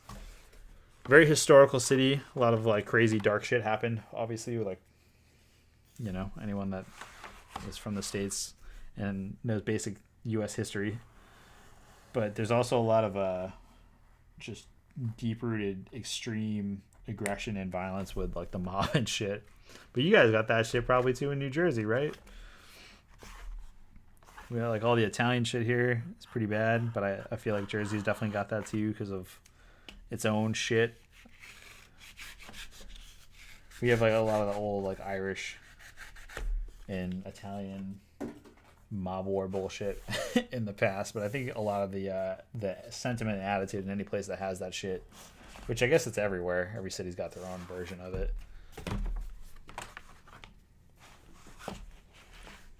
But I think the cost of living here is just so fucking high. I think that's the main thing that makes creatives here super standoffish when you try to work with them to do anything, because no one wants to get fucked over and no one wants to really fuck anyone over. It's just, it's sort of deep rooted in everything you do here because it's just how the city is.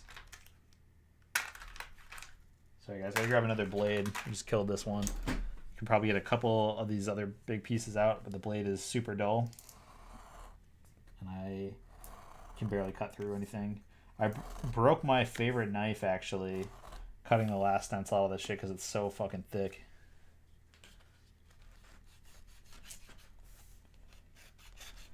Yeah, also I wanted to check out more shit on my Discord because people have mentioned using like the chat feature. I don't really know what's going on. Every time I try to use it, I don't think there's enough people on for it to work, but I'll start talking and I just feel weird because I'm talking to fucking dead space again, like I am now, but without anyone to respond with anything. So I just get weirded out and I shut it off because I'm like, this is fucking strange. Let me go grab some blades though. I'll be right back. I got this giant glass jar, which I keep all of my dead blades. I started a new one. I had a sharps container, but I lost it.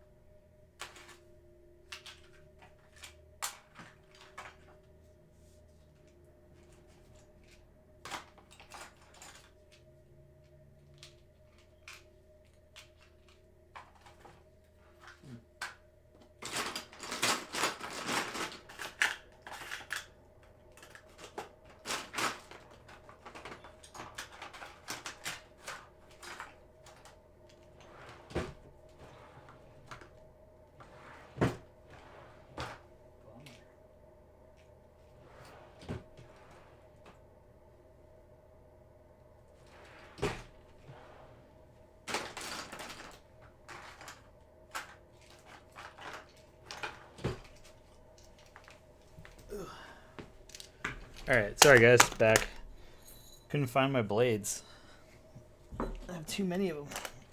Just kicking around. Friggin' fly. Okay, so got rid of that blade. I have a couple different ones. I use a few brands, whatever I can find on sale for blades, but I use a few styles. So I use the classic number 11s and number 10 blades. Or sorry, the non-10s, the number 2 blades. Number 10 is like a weird one, I think, from X-Acto. Then I also use these guys. These are, I don't know what their technical number is called. I think they're 30 blades.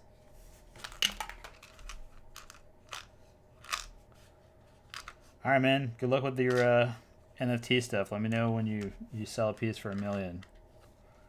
Have a good night, dude.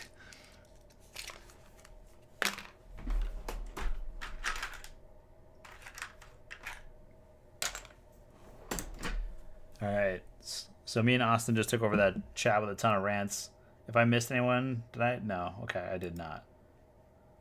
All right, guys. Feel free to add to the conversation. I would greatly appreciate it. I also got a sale during this, so if that was one of you guys, thank you so much for purchasing on the site.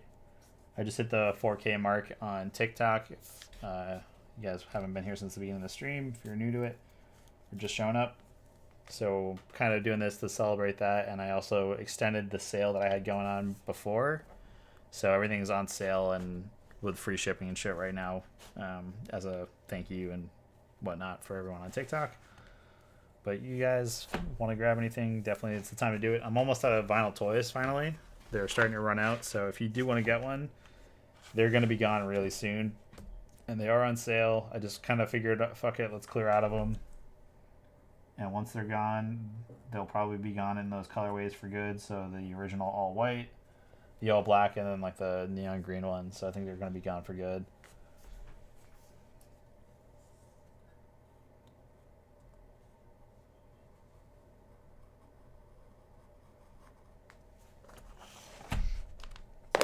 All right, and I gotta make this keyboard, get this keyboard out of the way. Switch to wireless. Keep moving it around and bumping into stuff. I'm not really using it at the moment. So is anyone else doing anything kind of cool as far as creative projects go? I feel like me and Austin just got in like a bro rant because we do that every time he gets on stream.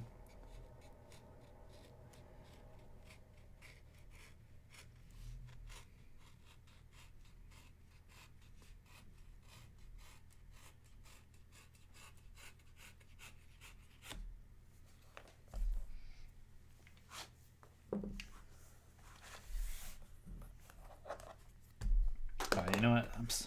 I haven't even been keeping up with the Twitch combos here. Okay, nothing going on, it looks like. Still got one viewer though on Twitch. Thank you guys, whoever that is. If you're still watching or if you just have it on the background, I appreciate it. And also all you guys on YouTube, thank you so much for sticking around and everything. It really does mean a lot. And I honestly enjoy these live streams more than making regular videos, and I think that's why people told me to do Twitch in the beginning, because I feel like I can just be myself on here and I don't have to really think about anything. I can just rant and make art and draw dumb stuff, and I don't know, it's fun. But if you're just joining the stream, if you could like this video, I do greatly appreciate it. I'm trying to get a decent consistency as far as likes and stuff go on these live streams, just so the YouTube algorithm sends people here. I think it's super fun when you guys are talking in the chat. Sometimes we have some shenanigans going on and some fun stuff, and I feel like people actually make cool creative connections with other artists and shit, and I think that's awesome. It's one of my favorite parts about YouTube. And even like the Discord server, if you guys are on that, feel free to just add whatever. There's a ton of cool channels in there for you guys to just interact with each other, and I feel like a lot of people have definitely, especially lately, they've added some cool shit on there. And that's available. I have it as a Patreon tier thing. That's like the lowest level, but once you're in for good. I had it for free for the first, I think, up until 1,000 subscribers, or a little over 1,000 subscribers with YouTube. But yeah, I have it right now as like a tier reward thing, and that's just to pay for the cost of the Discord. Really, it's like over $10 a month. So, but I do try to post that stuff on like TikTok and my other social media as well for free, like a lot of other stuff. But there's community stuff in those places, which I think is awesome for Discord, because it used to have that sort of thing going on Instagram, but it's just not the same with all their changes. All right, still got a lot of people though showing up. So yeah, guys, definitely make sure to hit the like button if you're watching on YouTube. I'm trying to get these stats to go up. Hit the refresh on there. So it says 6. Oh no, it lost a like. Oh no, how did that even happen? Oh, it's back. Hey, what's up, Jared? What's going on, bud? It's my younger cousin, Jared. He's also awesome. I don't get to see people in my family too often, but he's always making it to the different streams, whether it be here or on Twitch. I'm okay, buddy. I'm cutting a stencil out, trying to have some fun.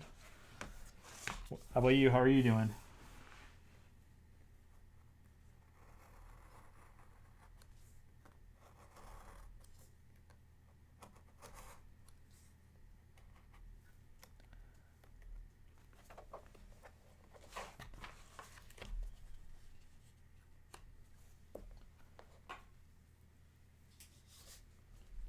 You're at work. You're watching my videos while you're at work. Don't get fired. I appreciate the view, but don't get in trouble because of me.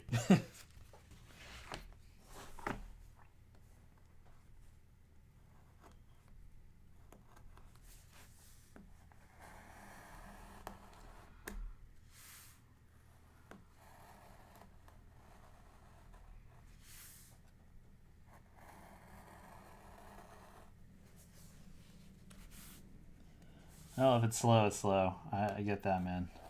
Gotta kill time. Hopefully this is at least entertaining. It's not as boring as it being slow. I'm just cutting out stencils right now. So it takes a little while, a bit of time.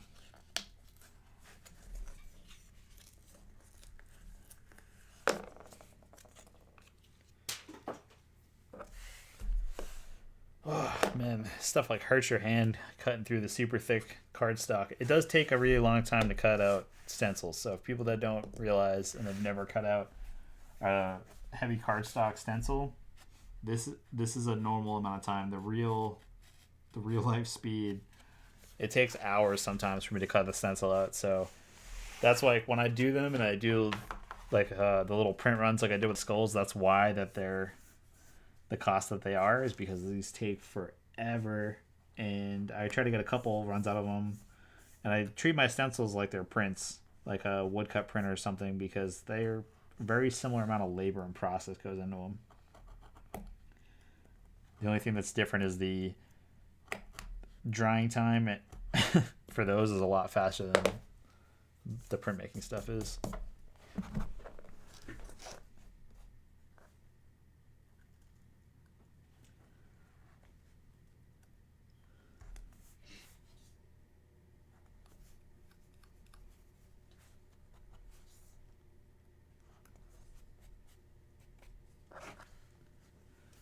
All right, and I also don't have enough desk to cut all this, so I'm just gonna try to get at least the angles I want to get to cut it out. So I gotta keep rotating this, and there might be sections off camera because I have to hang it off. So please bear with me while I do that.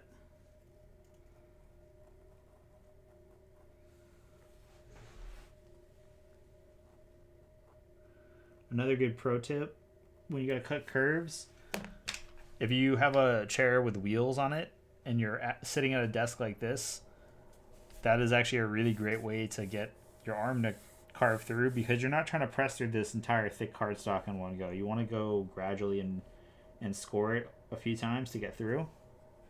Or you can use a swivel blade like this one. So if you guys can see that, the blade actually swivels when you're cutting, and you can slowly drag it along, and I think it actually cuts really well because you can keep that nice super tight high angle with it and get around nice curves really easily, and you just drag the blade.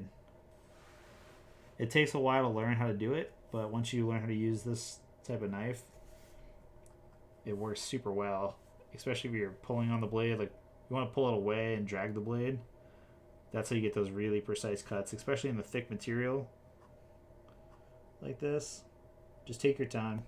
If you go too quick and you put too much force, there's a chance you could cut off a section you don't mean to. Yeah, buddy. I'm around most days. We can try to talk soon. I haven't talked to anyone in a while, so.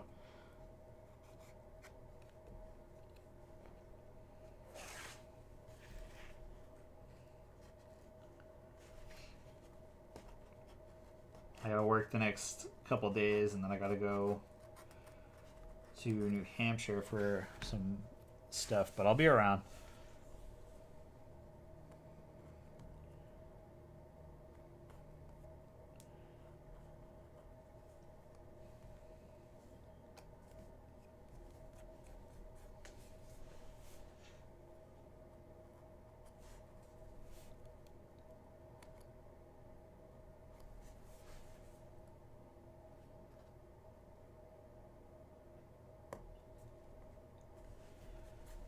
Okay.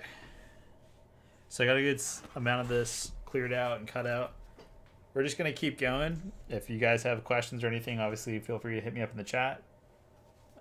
I'm just going to keep going along and doing what I can do right now. We're going to just knock the rest of this out. I think once I finish this layer, I might be able to talk after stream, bud. Let me see what's going on. We're gonna go until this is done, and then I can probably talk for a little bit after that if you want, or you want to message me over up on Facebook or something.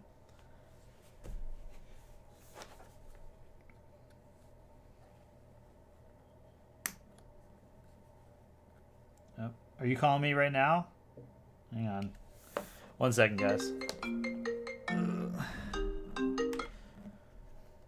Hang on, guys. I'll be right back.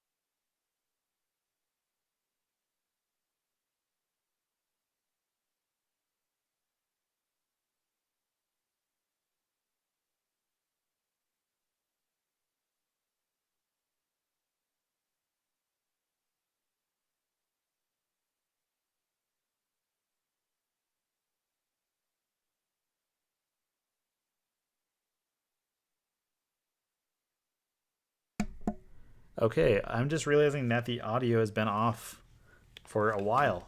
I'm so, I think it's been off. Has it been off this whole time? I'm so sorry. Wow, guys, I'm I can't even believe that right now. If it has been off, I'm really sorry. If someone could let me know in the chat if it's just been silent this whole time. I've been talking to nobody, and that's hilarious if it has been. If not, I'm really sorry. If it's been off, I'm sorry.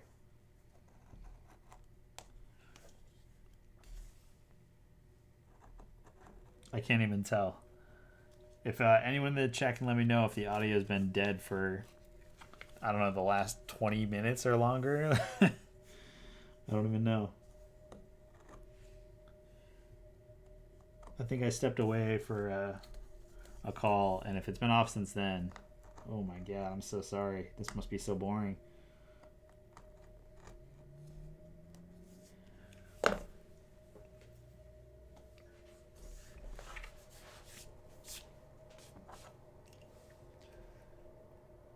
Okay, so the audio is showing feed now, at least.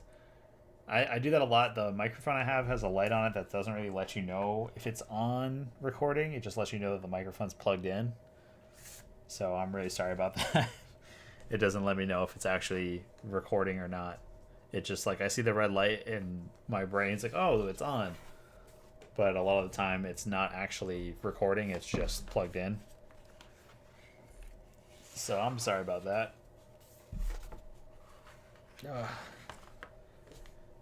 Oh man, we're losing viewers. Alright guys, you guys are losing steam like I am. Is it already 8? Alright, a couple more minutes. Try to get a few more of these little pieces out, and then I gotta call it quits for the night because I have some other stuff I gotta send out. I have some orders I just got, so I gotta pack those up and get them ready for tomorrow so I can be bringing them to the post office.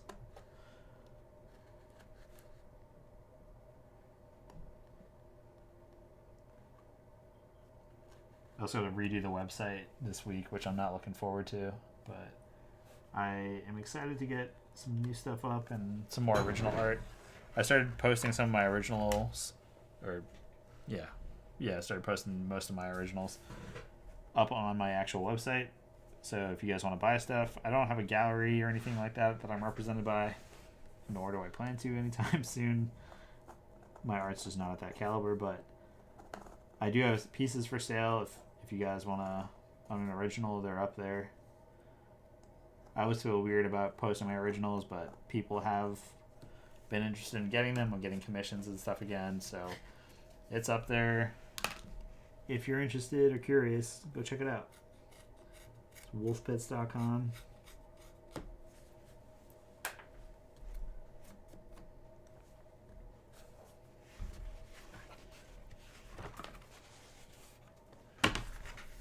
All right.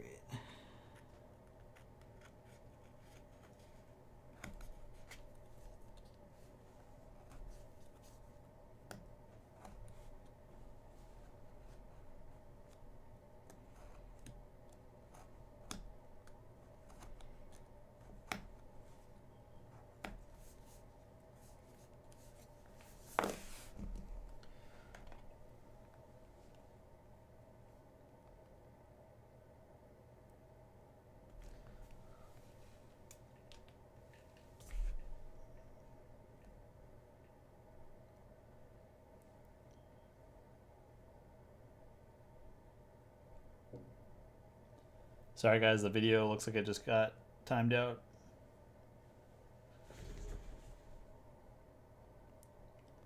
The GoPro, it does this. I'm just gonna get it up and running again. Should be fine in a second. We're about to call it quits anyway in a second. We're hitting like the 2-hour mark. I'm getting exhausted. It's hard to talk and do all this. You can see how messy my desk is. Oh man. Come on. Alright, of course the Zoom is giving me trouble. Alright. So yeah, we're gonna try to get a couple more things cut. I'm losing steam and energy and I gotta get to some other stuff.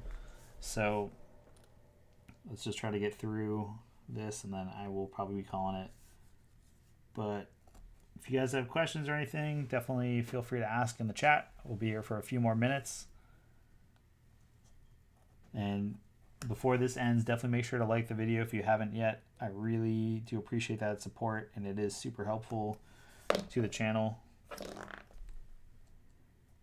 Still trying to do a schedule for live streaming. I'm gonna try to do every Thursday this month. So if you guys like this one or you're excited for upcoming things, I'll probably have a schedule listed on my actual YouTube page, or at least on Twitch. I know I can have a public schedule of videos I'm planning to do. This was just kind of I need to work on this, so I'm going to do it now kind of thing.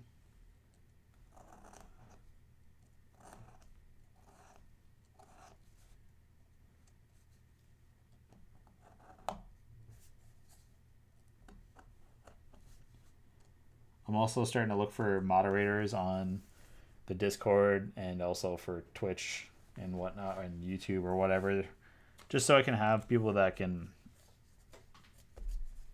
help me out with the comment section and stuff like that.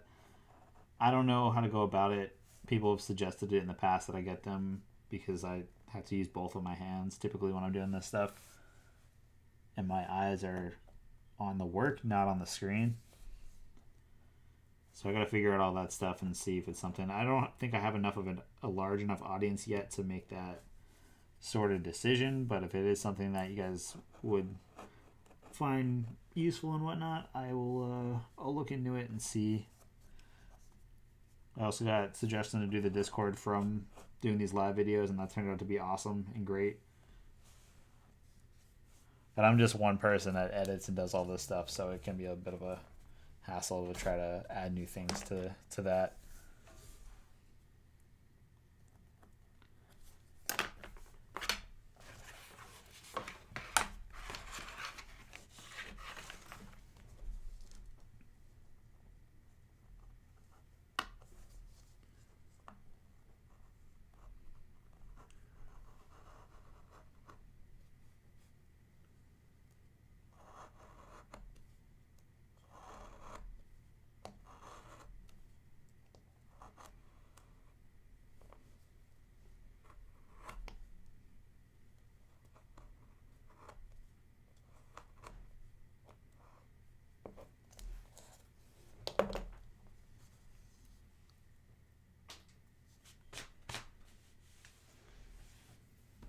All right, I'm going to set a timer for 5 more minutes.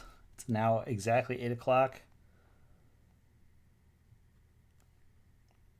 And when that goes off, I'm going to call the stream quits. I got to go get some other work done, try to eat dinner and whatnot and all that. So bear with me, please.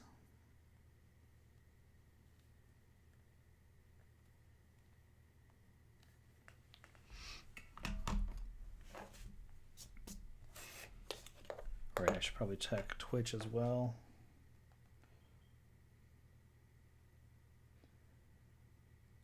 I always forget about the Twitch live chat.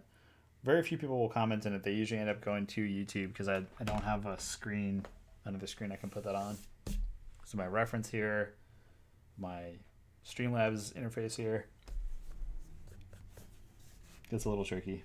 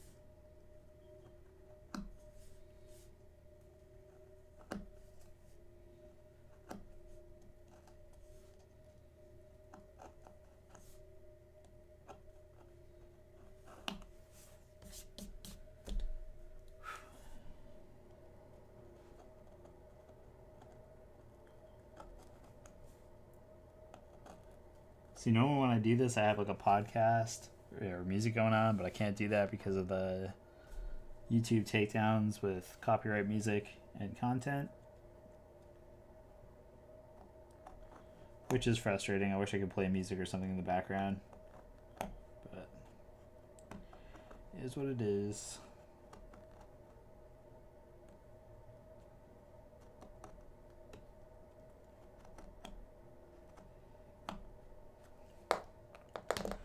All right.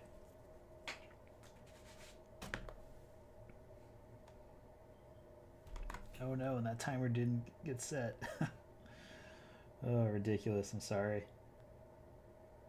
Oh no, it did. Okay. Still got time. All right, so I think that's going to do it. I don't think there's no one asked any more questions or anything. Thank you guys for sticking around for 2 hours while I ranted about weird things in skateboarding, and I don't know, it's just a general good time. I appreciate everyone coming and hanging out,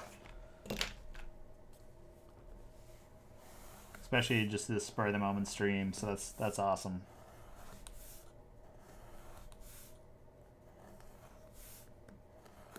And like I said before, I'm going to try to get more consistent with the schedule moving forward again with the streams. I used to do them every Thursday. They were great. We'd have a ton of people show up, but things just got kind of hectic, so they ended. But that's going to do it, guys. Thank you for hanging out on the stream. Thank you for liking this video if you like the video.